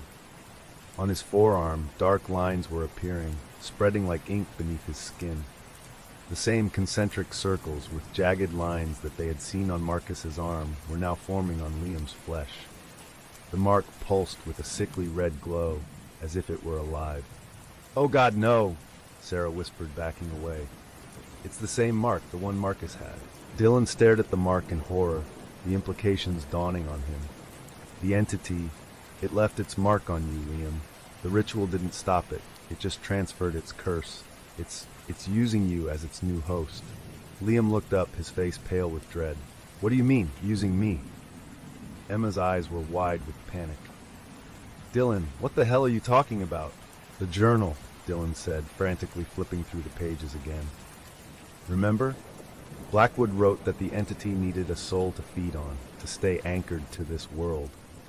When we did the ritual, we trapped it again, but it needs a new host to keep it sealed. That's why it marked you, Liam. It's using you to stay bound here. No, this can't be happening, Liam said, shaking his head. But even as he spoke, the mark on his arm burned hotter, sending waves of pain through his body. He gritted his teeth, trying to stifle a scream. We have to get out of here, Sarah said, her voice rising to a near hysterical pitch. Maybe if we leave, it won't be able to follow us. Maybe it's bound to the house. Emma shook her head. No, that's not how it works. It's inside him now. It's claimed him. Leaving the house won't change that. Liam gasped for breath, trying to stay upright. Then what can we do? Dylan closed the journal with a snap. We have to find the missing pages. Blackwood must have had a way to remove the mark, to truly sever the entity's connection. If we don't, Liam will end up like Marcus. A deep, mocking laughter echoed through the house, the same laughter that had once belonged to Marcus. The walls seemed to shudder in response, the house coming alive again with renewed energy. It had been waiting for them to make this realization, to understand the full horror of their situation. We're not safe here, Emma urged. We have to go now. Supporting Liam between them, the group made a mad dash for the front door. The walls seemed to ripple as they passed, and the floor groaned as though it might collapse beneath their feet. The whispers returned, louder and more insistent, promising pain, suffering, and death. They burst through the front door into the freezing night air, the wind howling around them like a chorus of screams. But even outside, Liam's mark continued to burn, the sinister glow casting eerie shadows across his face. Sarah turned to look back at the house. The windows, once dark, now glowed with a sickly green light, as if hundreds of eyes were watching them leave. The whispers seemed to follow them, a promise that their ordeal was far from over.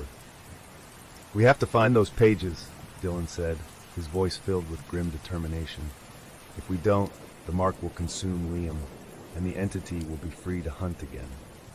As they stumbled away from the house, the wind carried one last, chilling whisper to their ears. You cannot escape, I am part of you now. Liam's eyes filled with despair. He was marked, and unless they found the missing pages, the entity would consume him completely. Their nightmare was far from over. This was only the beginning. The cold night air stung their faces as they sprinted away from the mansion.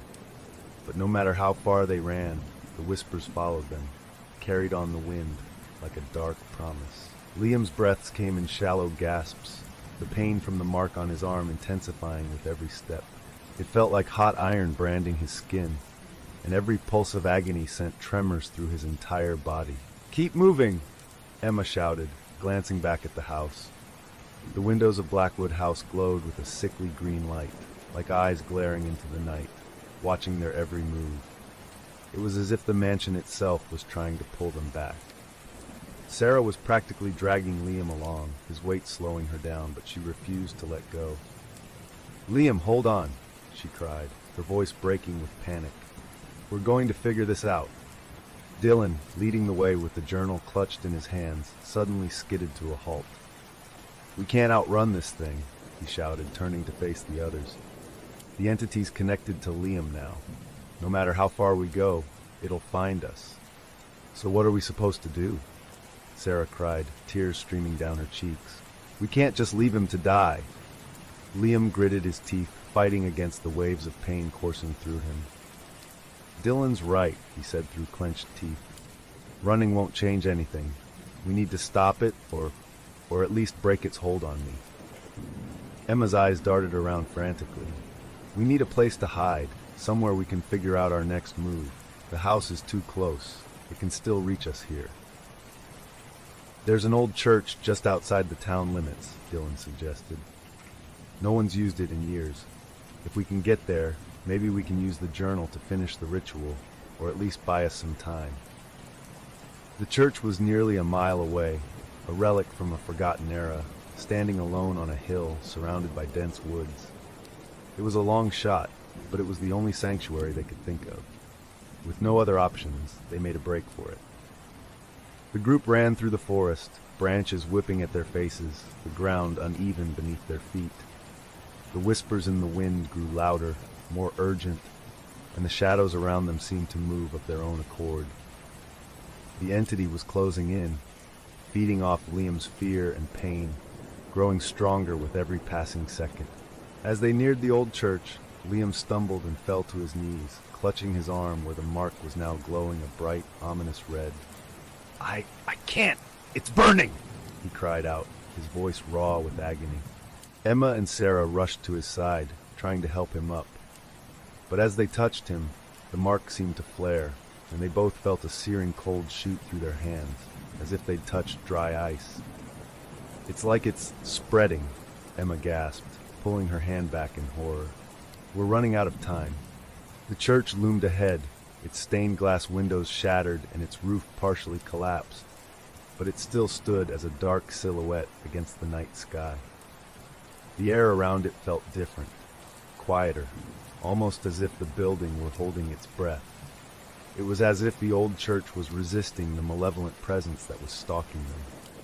They burst through the decaying wooden doors, the sound echoing through the empty sanctuary. Dust swirled in the air, and the faint scent of incense still lingered, a ghost of prayers long forgotten. The pews were broken, and the altar was covered in cobwebs, but the space felt safe. For now. "Close the door!" Dylan shouted.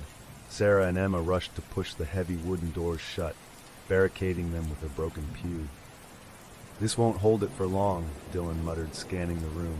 "We have to move fast." Liam collapsed onto the cold stone floor, groaning as the mark continued to spread, the dark lines crawling up his arm toward his chest.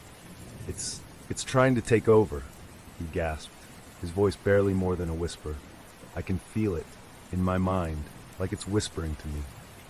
Dylan opened the journal, his hands shaking.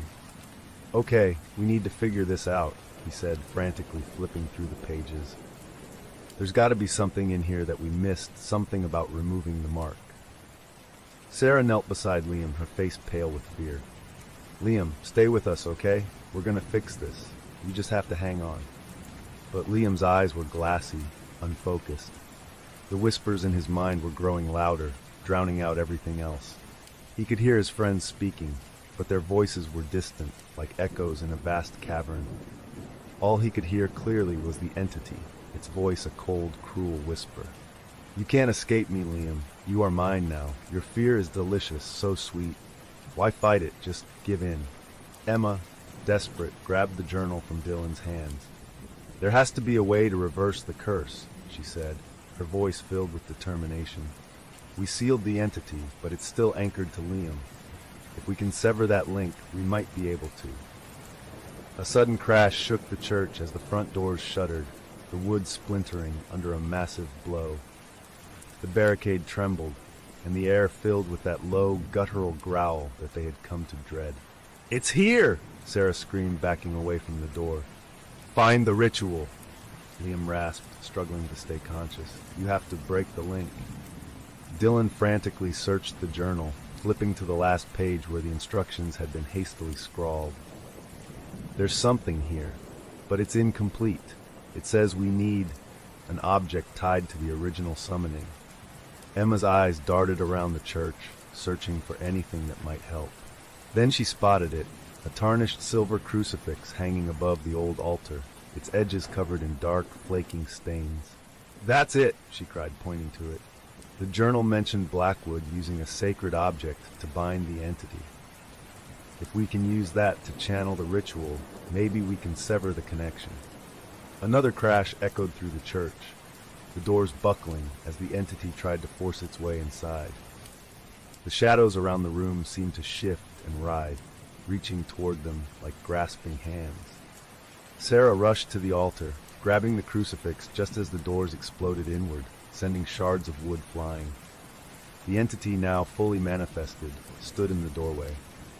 It was a grotesque, shifting mass of shadows and limbs, its eyes glowing with a hungry, malevolent light. "Do it now!" Liam screamed, writhing on the floor as the mark on his arm pulsed like a living thing. It's taking over. Dylan read aloud from the journal, his voice trembling. By the power of the sacred bond, I sever thee. By light, by faith, return to the void from whence you came. Sarah thrust the crucifix toward Liam, pressing it against the mark on his arm. The moment the cold metal touched his skin, the mark erupted in a blinding flash of light, and Liam screamed, a sound so raw and primal it seemed to shake the very walls of the church. The entity howled, its form flickering and distorting as if caught in a violent storm. The shadows in the church swirled, the air filled with the sounds of screaming voices, hundreds of souls that had been trapped for decades, finally released. With one final scream, the entity's form shattered like glass, and the mark on Liam's arm faded into nothingness. He collapsed, gasping for air, the pain finally subsiding. For a moment, the church was silent. Then slowly, Liam opened his eyes. The mark was gone, and the whispers had ceased. But the exhaustion in his eyes told a different story. "It's over?" Sarah asked, her voice barely a whisper. Dylan shook his head slowly, staring at the journal's last cryptic passage. "For now.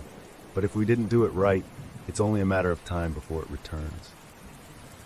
Emma looked at Liam, who was still shaking. "We've got to find a way to destroy it for good, before it finds another host." As they stepped outside into the cold, pre-dawn light, a chill wind whispered through the trees. The house was quiet now, but they all knew it wouldn't stay that way for long. Because the entity was patient, and it was always hungry. The dawn light barely touched the town as they stumbled out of the old church. The sky was painted in a dull gray, a thick mist hanging over everything like a shroud. The world outside felt muted, as if the entity's darkness had seeped into reality itself. But for the first time in what felt like hours, the whispers had stopped, and the air was no longer filled with the cold presence of the house. Liam leaned heavily on Emma, his strength nearly gone. The mark was gone, but the ordeal had left him weak, as though the entity had drained something vital from him. Sarah and Dylan walked beside them, their eyes darting nervously around the deserted streets, expecting the shadows to move at any moment. "We need to get Liam somewhere safe," Emma said, her voice shaking. "We can't keep running like this." Dylan nodded, clutching the journal to his chest. "But it's not over," he muttered. "The journal said that even if we severed the connection, the entity could still return if it found another source of fear. It's only a matter of time." Liam's eyes were glassy, unfocused. He could hear Dylan, but his mind was distant, filled with fragmented memories of the entity's whispers. It had burrowed into his mind, leaving behind traces of its presence. "The hunger, it's never satisfied," he whispered, almost to himself. "It'll keep coming until it's fed." Emma looked at him, her face pale. "Fed? What do you mean?" Liam's gaze drifted toward the distant outline of Blackwood House, barely visible through the thick fog. "The journal. The entity is bound to that place, but it needs a soul to feed on. That's why it marked me, why it took Marcus. It needs someone to keep it tethered to this world." Sarah's breath hitched. "So it's not gone? We're just delaying it? It'll come back?" Dylan flipped through the journal frantically, trying to make sense of the cryptic passages. "There's a section here about a final ritual. It's vague, but it mentions an ultimate sacrifice, a soul willingly given to the entity to break its bond with the house once and for all." "A sacrifice?" Emma whispered, her face draining of color. "You mean one of us?" Liam nodded slowly.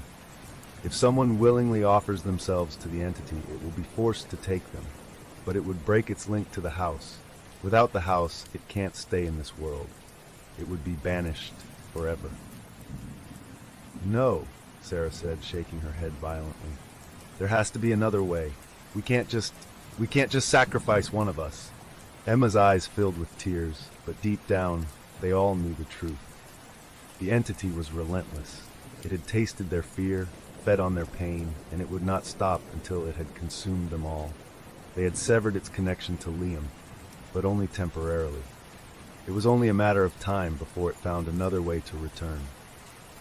"We have to end this," Liam said, his voice steadier now. "If we don't, it'll keep coming after us. And it won't stop with us. It'll take anyone who gets close to that house. The group fell into a heavy silence. The fog swirled around them, the air growing colder again, as if the entity was already reaching out from its prison, desperate to find a new anchor. Dylan clenched his fists, his knuckles white. "If it's a sacrifice it wants, I'll do it," he said, his voice rough with determination. "I'm the one who pushed us to go to the house. I'm the one who found the journal. This is my fault." "No," Emma shouted, grabbing his arm. "We don't even know if this will work. You can't just throw your life away on a maybe." "It's the only chance we have," Dylan snapped back, his voice breaking.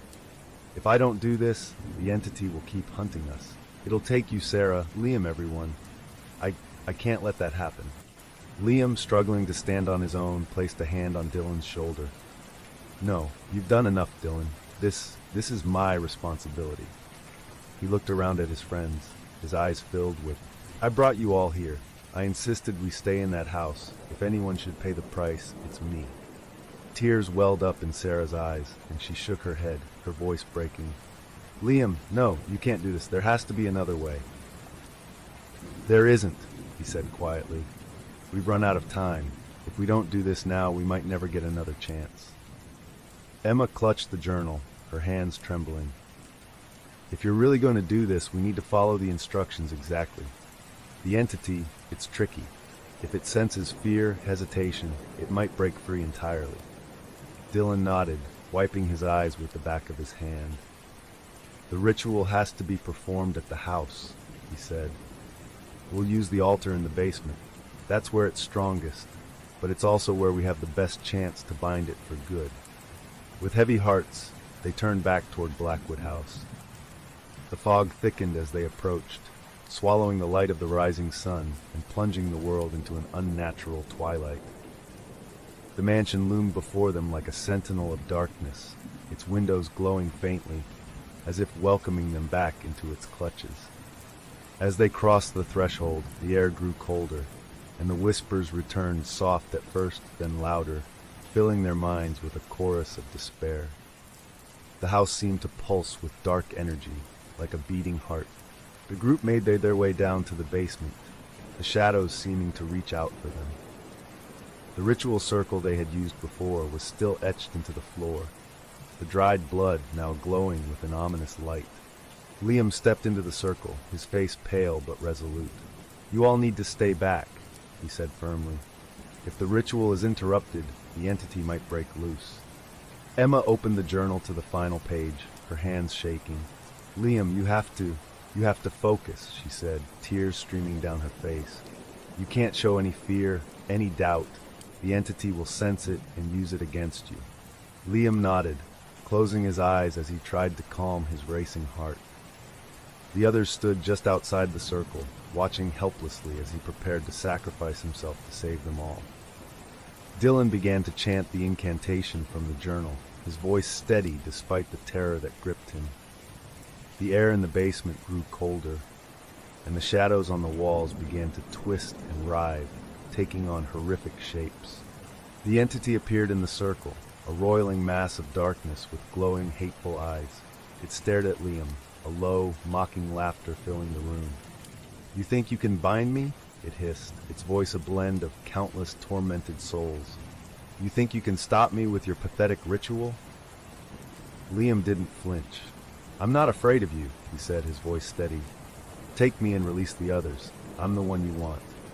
The entity paused, its eyes narrowing. It could sense something in Liam's voice, a resolve it couldn't break. The shadows seemed to hesitate, the whispers growing quieter, almost as if the entity were considering his offer. Dylan finished the chant, and a blinding light erupted from the circle, enveloping Liam and the entity. The ground beneath them trembled, and the air filled with a deafening roar. For a moment it felt as though the entire house would collapse, the walls shaking violently. Then, with a final agonized scream, the entity was pulled back into the darkness, and the light vanished. When the dust settled, Liam was lying on the floor, unconscious but alive. The mark was gone, and the air was still. The house was silent, its malevolent presence finally extinguished. But as the others rushed to Liam's side, Dylan noticed something strange. The last entry in the journal had changed. The house may sleep, but it will never die. A sacrifice was made, but the hunger remains. One day it will awaken again, and it will be hungry. The oppressive silence of Blackwood House was broken only by the sound of their ragged breathing. The basement, once filled with the entity's malevolent presence, now lay eerily quiet. Dust hung in the air like a veil, and the flickering light from their flashlights revealed the ritual circle, now dark and lifeless. Liam's body was sprawled on the cold stone floor, his chest rising and falling with shallow breaths. Emma knelt beside him, tears streaming down her face as she checked for a pulse. "He's alive!" she gasped, relief flooding her voice. "But he's not waking up." Sarah and Dylan rushed over, but even as they reached Liam, the ominous air in the room did not lift. It felt like the house itself was holding its breath, as if waiting for them to let down their guard. The cold, damp walls seemed to close in around them, a reminder that they were still trapped inside this cursed place. "We have to get him out of here," Dylan urged, his eyes darting nervously around the room. The journal. It said we could banish the entity, but it also said that the house would never truly die. If it senses we've won, it'll try to trap us in here forever.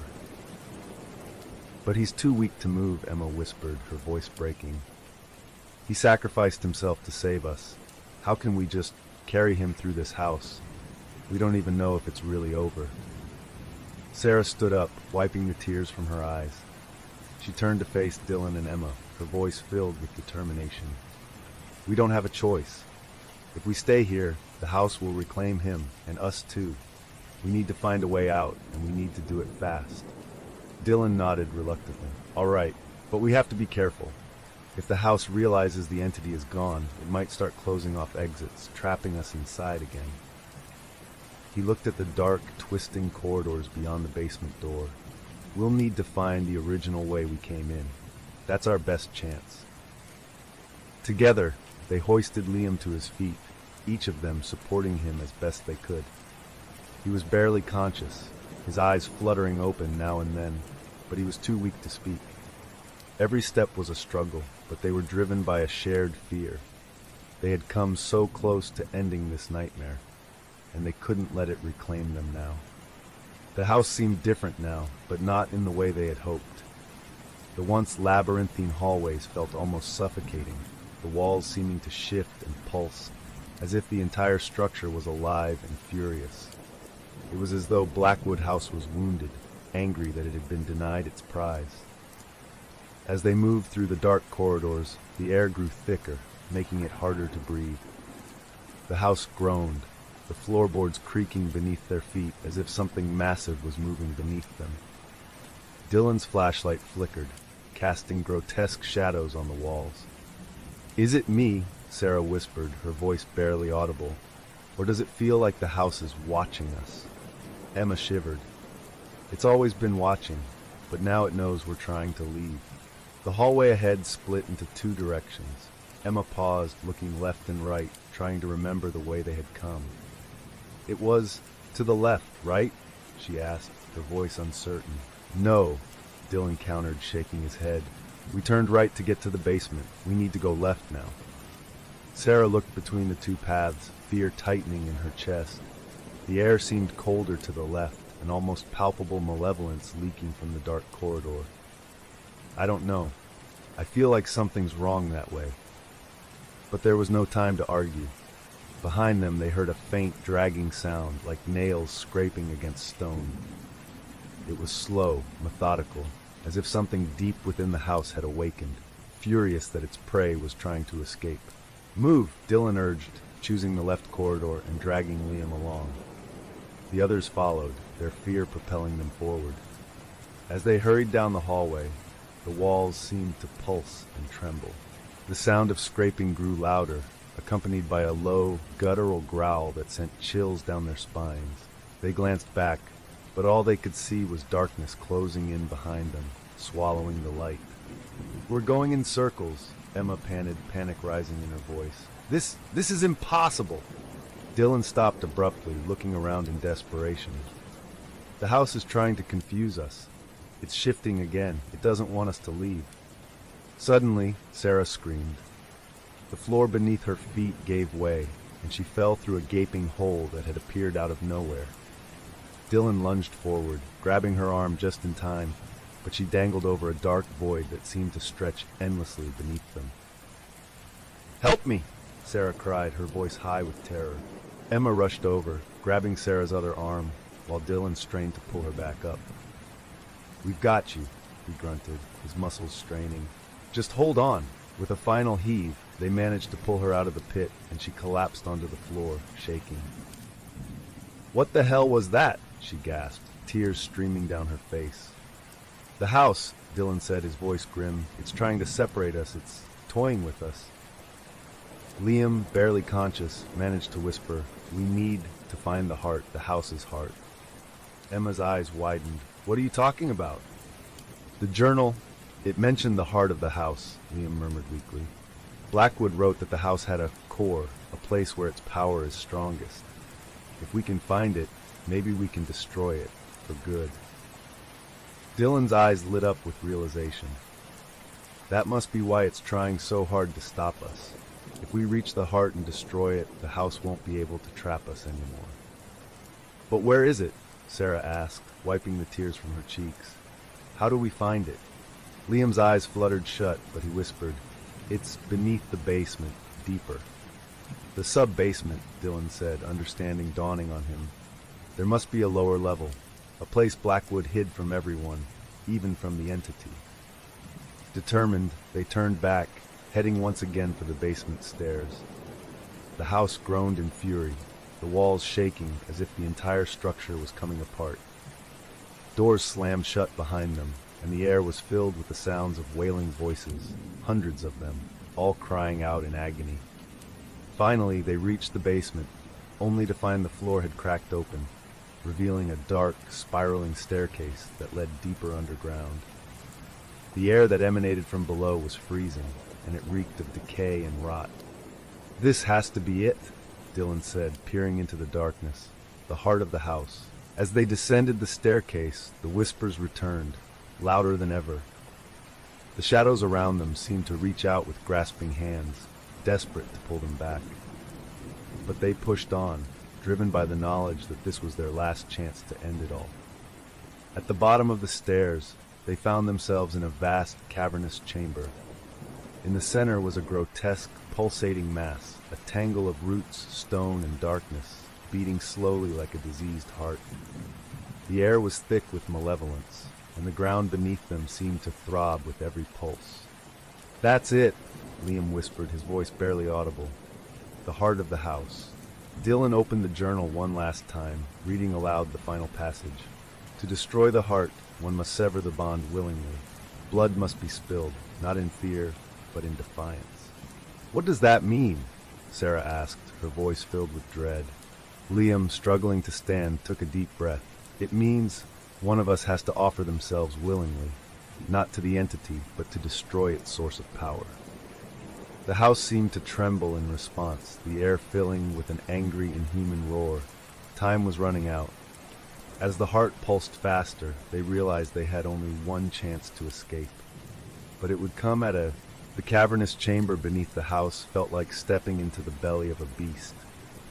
The walls pulsed rhythmically, oozing a foul black ichor that dripped to the floor like blood.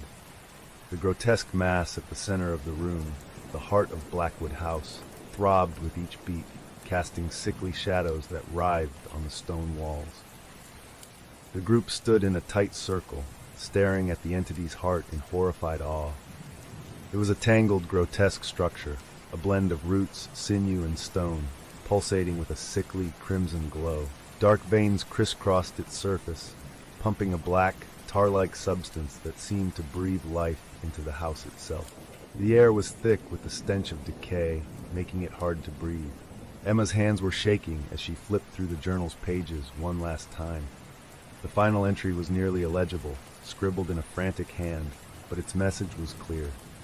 To destroy the heart, a willing sacrifice must be made. Only the blood of one who offers themselves freely can sever the bond. Liam, barely able to stand, leaned against the cold stone wall.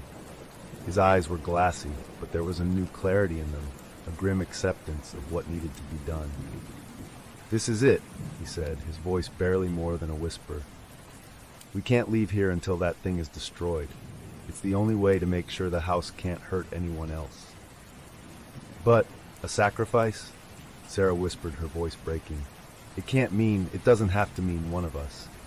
Dylan shook his head, a dark, resigned look in his eyes. "It does. The journal is clear. Blackwood tried to seal it, but he was too afraid. That's why it never worked.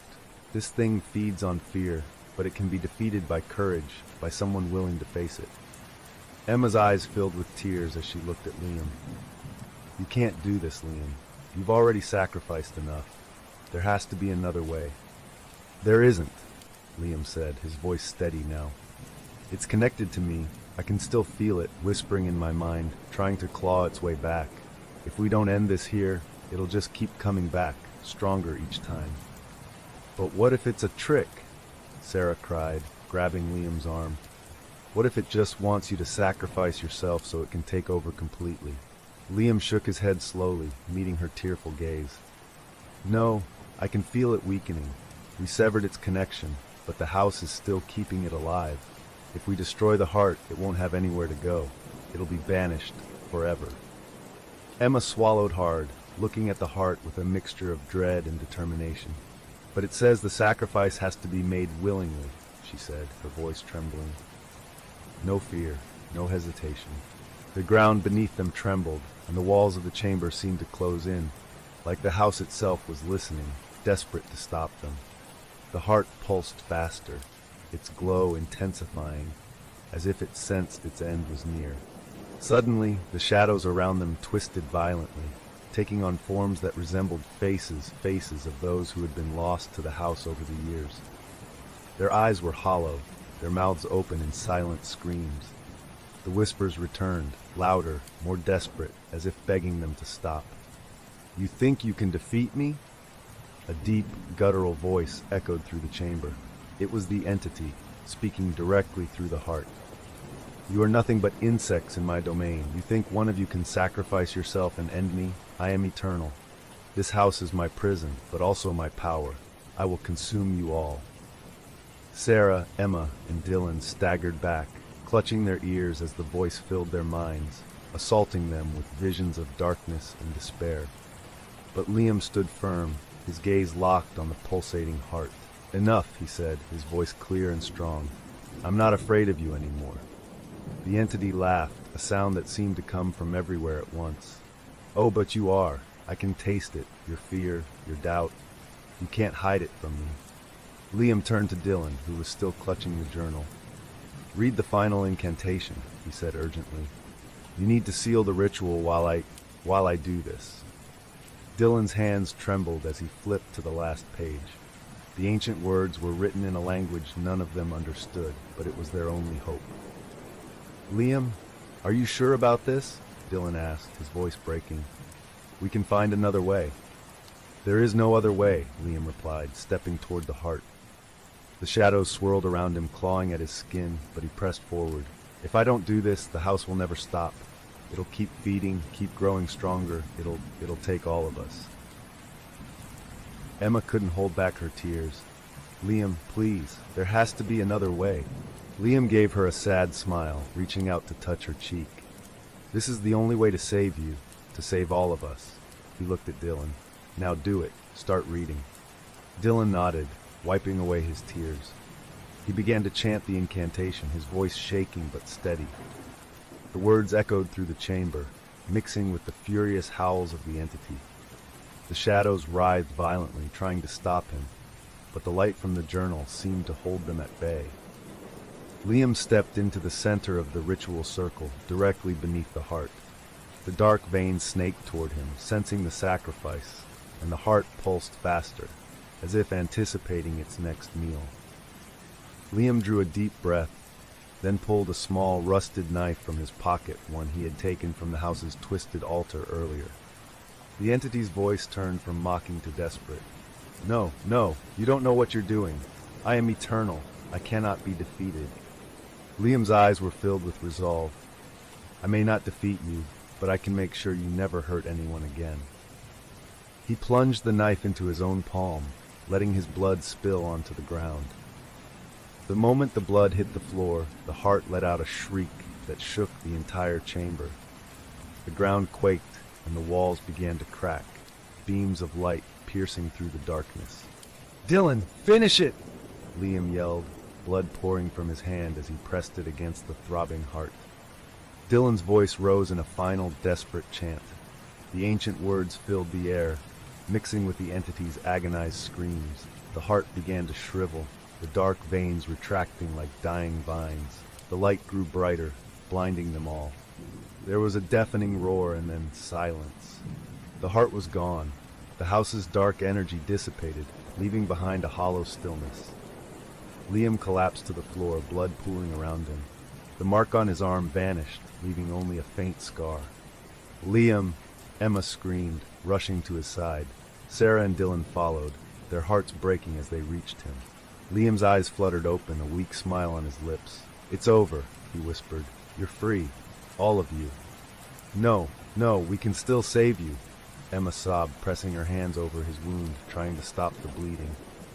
"You can't leave us." But Liam's eyes were already closing. Promise me you'll live without fear," he whispered. And then with a final shuddering breath, he was gone. The house, now lifeless, began to crumble around them. The walls collapsed inward, dust and debris filling the air. Dylan grabbed Emma and Sarah, pulling them away. "We have to go now!" They ran up the crumbling staircase, leaving behind the body of their friend who had saved them. As they burst through the front doors, the house collapsed in on itself, the dark legacy of Blackwood House finally coming to an end. Outside, in the light of dawn, they stood in silence, the weight of their loss heavy in the cold morning air. Liam was gone, but the nightmare was finally over, or so they thought. The cold light of dawn bathed the remnants of Blackwood House in a muted, gray haze. The once imposing mansion was now reduced to a pile of broken stone, shattered wood, and twisted metal. A thick mist still clung to the surrounding forest, as if the house's dark presence had seeped into the very land itself. Emma, Sarah, and Dylan stood on the overgrown lawn, their faces pale and streaked with tears. Their breaths formed clouds in the frigid morning air, but none of them seemed to notice. The only thing they could focus on was the reality of what had just happened. Their friend, Liam, was gone. He did it," Sarah said, her voice barely more than a whisper. She was trembling, both from the cold and the aftershock of what they had just experienced. "He actually did it." Dylan nodded slowly, his face expressionless. "Yeah, he saved us." But there was no relief in his voice, only a hollow numbness that seemed to echo in the stillness around them. Emma stood apart from the others, her hands clenched into fists. She stared at the ruins of the house, her eyes red from crying. "Liam shouldn't have died," she said through gritted teeth. We should have found another way. We were too slow, too scared." "There was no other way," Dylan replied, his tone somber but resolute. The entity needed a willing sacrifice to destroy the heart. Liam knew that. He made his choice. Emma turned on him, her eyes blazing. "How can you just accept that? He's gone, Dylan. He sacrificed himself, and we just stood there and let him." Sarah stepped between them, tears streaming down her face. "Stop it, both of you. This is what the house wanted to break us, to make us turn on each other." She choked back a sob. Liam wouldn't want this." Dylan looked down, unable to meet Emma's furious gaze. "You're right," he muttered. "I'm sorry, Emma. I don't know what to feel anymore." The group fell into a heavy silence, the morning light gradually brightening as the sun rose higher. But even as the light grew, it did nothing to lift the weight of the darkness that still clung to their hearts. After a long, painful pause, Dylan finally spoke up. We should go," he said, his voice hollow. "There's nothing left for us here. We should get back to town, figure out how to explain all of this." Emma and Sarah nodded reluctantly, turning to leave the ruins behind. But just as they were about to walk away, something strange caught Dylan's eye.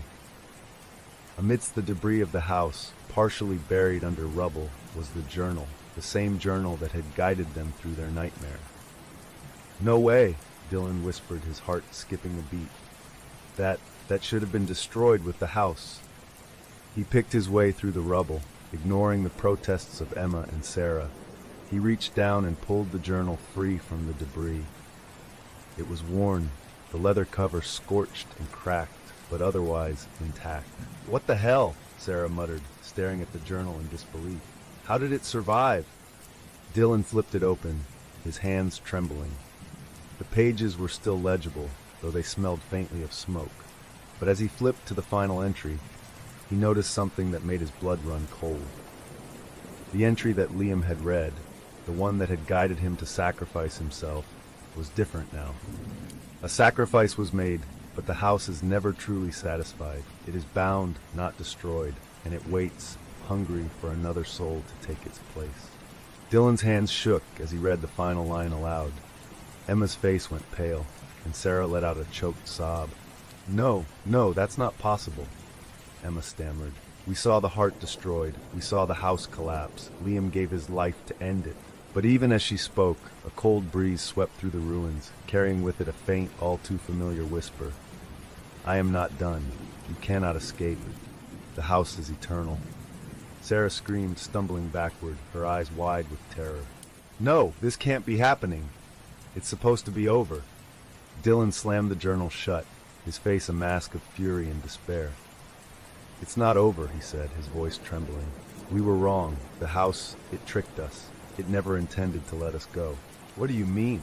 Emma demanded, panic rising in her voice. "Liam sacrificed himself. He was supposed to be the last soul." Dylan shook his head slowly, his eyes hollow. "The entity lied. It never planned to stop. It just needed enough fear, enough pain to strengthen its bond. And now it's free again." A sense of dread washed over them as the wind picked up, swirling around the ruins. The whispers grew louder, a chorus of tortured voices that seemed to come from all directions at once. One soul was not enough. The house will rise again, and it will take all who dare to defy it. Emma's heart pounded in her chest, her mind racing. "We have to get out of here," she shouted. "We need to get as far away from this place as we can." But Dylan, his eyes fixed on the journal, shook his head. "It's not just the house anymore," he said quietly. "The entity, it's no longer bound to this place. When Liam died, he broke its chains. It's free to roam now, and it'll come for us, no matter where we go." Sarah's legs gave out beneath her, and she sank to the ground, sobbing. Then what do we do? How do we stop it?" Dylan looked up at her, his expression grim. "There's only one thing we can do," he said, opening the journal to a new page that had appeared. The ink was fresh, as if it had been written only moments ago. "The entity's hunger has no end. It will seek out the ones who escaped, feeding on their fear. But there is a way to trap it, by drawing it into a new vessel, one that is willingly offered. Only then can its power be contained once more."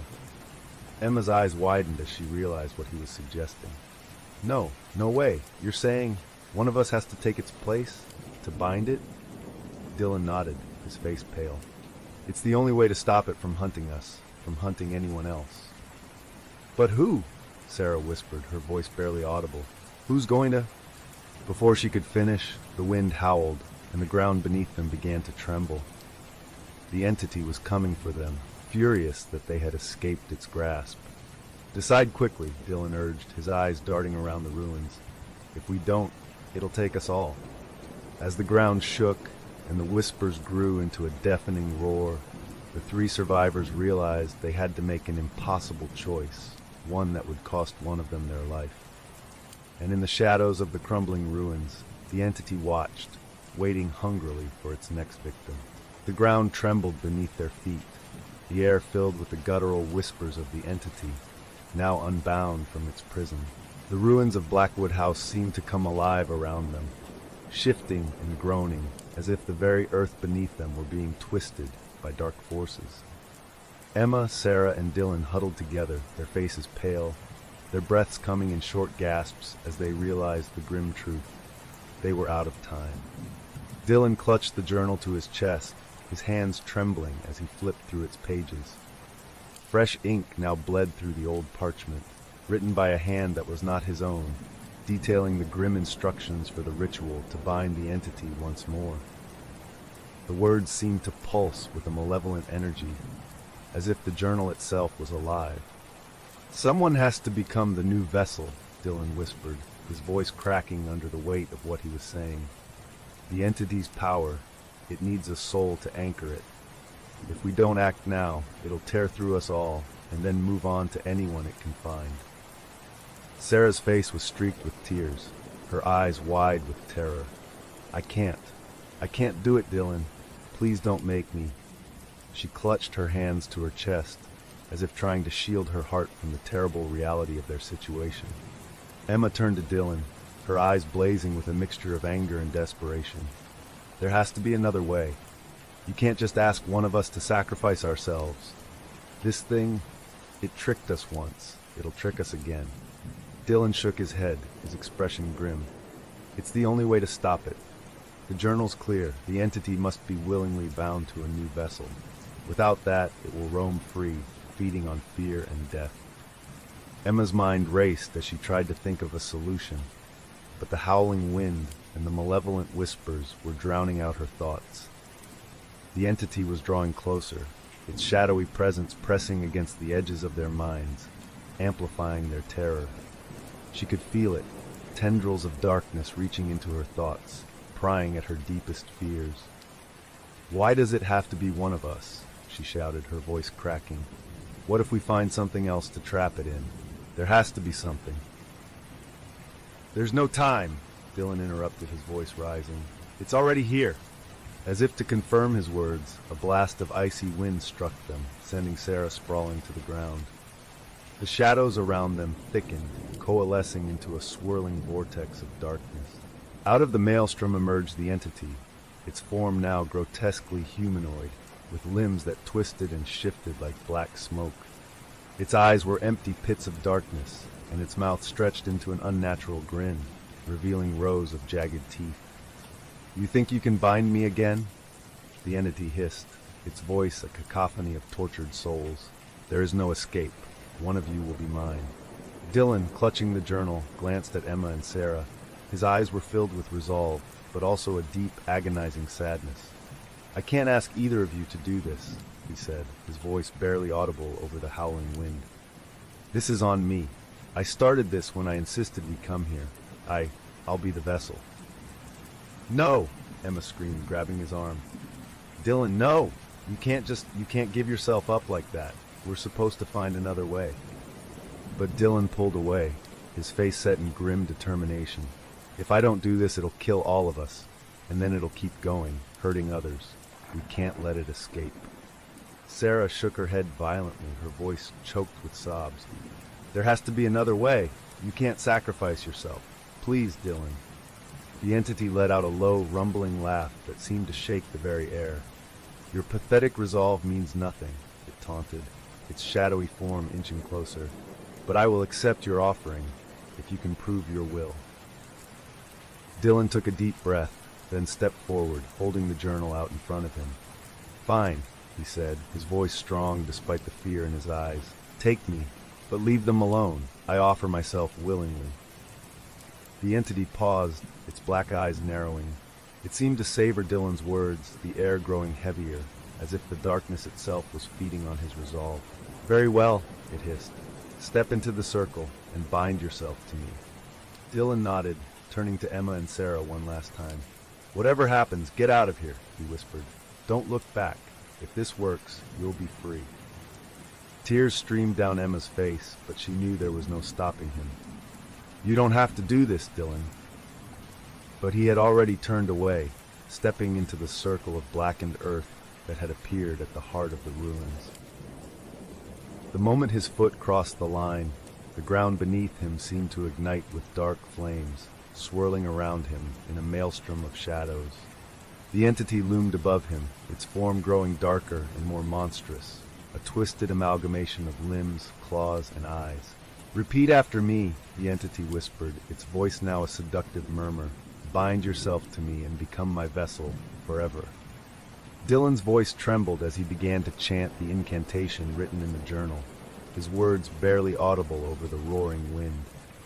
As he spoke, the shadows around him thickened, coiling around his body like a nest of serpents.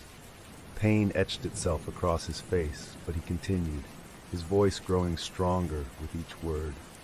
But suddenly, Emma's eyes widened as she noticed something in the journal's margins, a line she hadn't seen before, written in what looked like fresh blood. The entity can be deceived. If it believes it has won, it can be banished. The vessel must pretend to submit, then sever the bond at the final moment with a willing heart and the blood of a friend. Emma's mind raced. "Dylan, stop!" she screamed. "It's a trick. You can sever it at the last moment. You just need..." But it was too late. Dylan was already finishing the chant. His eyes glazed over as the entity's shadows consumed him. The ground beneath him cracked open, revealing a pit of darkness that seemed to go on forever. Emma, acting on pure instinct, grabbed a shard of broken glass from the ground and slashed her own palm. Blood dripped onto the earth as she ran toward Dylan, her voice filled with desperation. "Dylan, take my hand. You have to break free now. The blood of a friend, it's the only way." Dylan's eyes flickered, a brief moment of clarity piercing through the darkness. "Emma," he whispered, reaching out. The entity roared in fury, sensing the betrayal. "No, you will not escape me." But Emma was already there, grabbing Dylan's hand and pressing her bleeding palm to his. "Now, Dylan," she screamed. "Sever the bond. Use my blood." With a final, agonized scream, Dylan tore himself free from the shadows. The dark flames around him sputtered and died, and the entity let out a deafening howl of rage.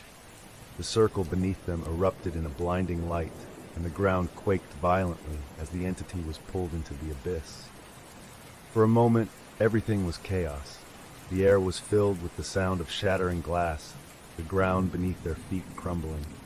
Then, with one last ear-splitting shriek, the entity was gone. The light faded, leaving behind a stunned silence. Dylan collapsed into Emma's arms, his body trembling. The journal lay open on the ground, its pages slowly turning to ash. "It's over," Sarah whispered, her voice hoarse. Is it really over?" But Dylan, still shaking, looked at Emma, his eyes filled with sorrow.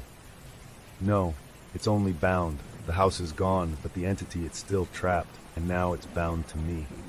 The ground beneath them was silent, but the air was thick with a lingering darkness.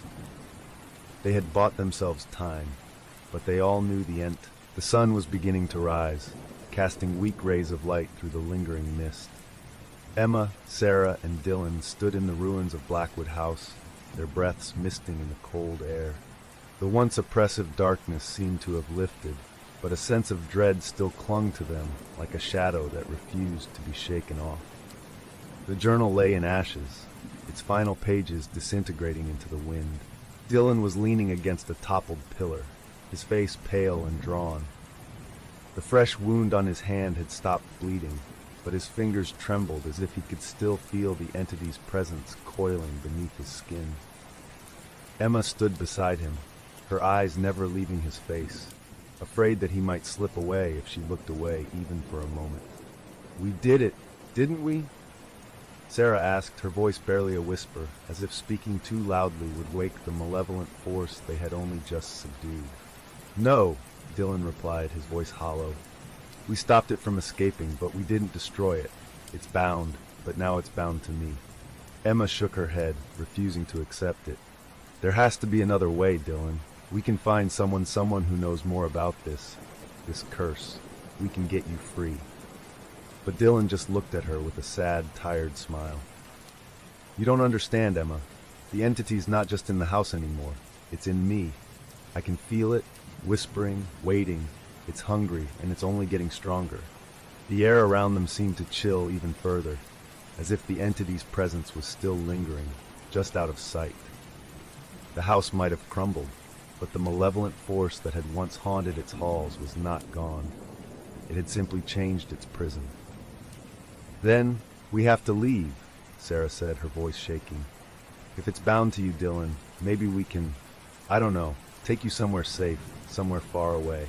Dylan pushed himself to his feet, shaking his head slowly. It's not that simple. The entity feeds on fear, on pain.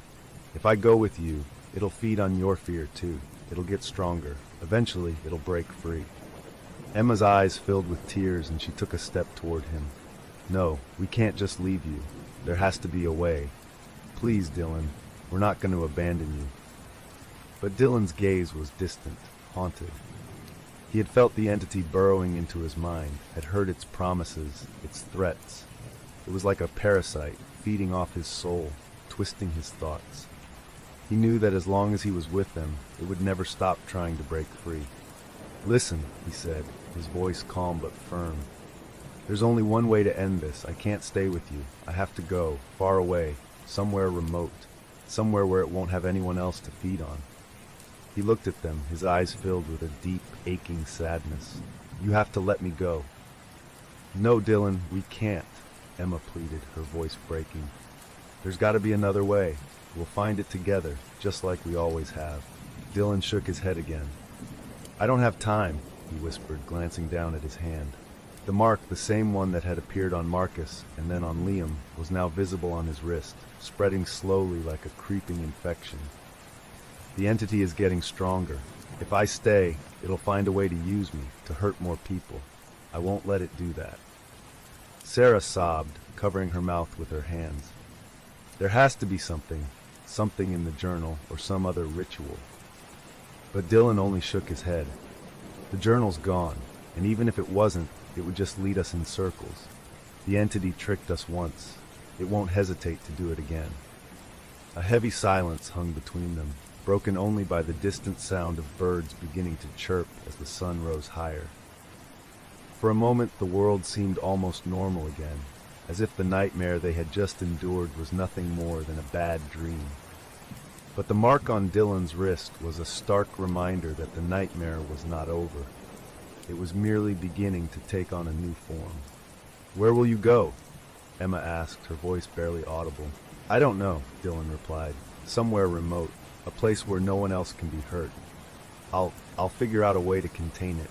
Maybe I can hold it off long enough to find a real solution. Emma's tears flowed freely now, but she nodded, knowing in her heart that this was the only way. Promise me, she said, her voice trembling. Promise me you'll keep fighting. Don't let it win, Dylan. He looked at her, his eyes filled with a mix of gratitude and sorrow. I promise, he whispered, though even he didn't know if he could keep that promise. Sarah stepped forward, her face streaked with tears. We won't stop looking for a way to help you, Dylan. We'll find something, anything, to get you free. Dylan nodded, his throat too tight to speak. He pulled Sarah into a tight hug, then turned to Emma, who threw her arms around him, clinging to him, as if she could somehow hold him back from the darkness that was threatening to consume him. I have to go, he said softly, pulling away. The longer I stay, the harder it'll be for me to leave. Emma nodded, her heart breaking as she watched him turn away. We won't forget you, she whispered. We'll find you when it's safe. Without another word, Dylan began to walk away, disappearing into the dense woods that surrounded the ruins of Blackwood House. The shadows seemed to part for him, as if acknowledging that he was now one of them. Emma and Sarah stood there, watching until he was gone, their hearts heavy with grief and fear. The sun was fully up now, casting long shadows across the ground. But even in the light of day, the air was filled with a sense of foreboding. The entity was still out there, lurking in the darkness that had taken root in Dylan's soul. Sarah turned to Emma, her voice trembling. What do we do now? Emma took a deep breath, wiping her tears away with the back of her hand. We go back, she said with a steely resolve. We find whatever information we can about Blackwood, about the entity, about every ritual ever written. We won't stop until we figure out how to save Dylan. But what if we're too late? Sarah asked, her voice barely more than a whisper. Emma looked into the distance where Dylan had disappeared. Then we'll make sure that if he can't come back, we'll finish what he started. We'll destroy that thing for good. The two of them turned and began the long walk back to town, leaving the ruins of Blackwood House behind. but the shadows were never far from their minds. And deep in the woods, Dylan could already feel the entity stirring, whispering promises of power, freedom, and hunger. As the mist swallowed him whole, he whispered to himself, "I won't let it win. I can't." But even he wasn't sure how long he could hold out, because the entity was patient, and it was always hungry, and it knew that sooner or later everyone breaks.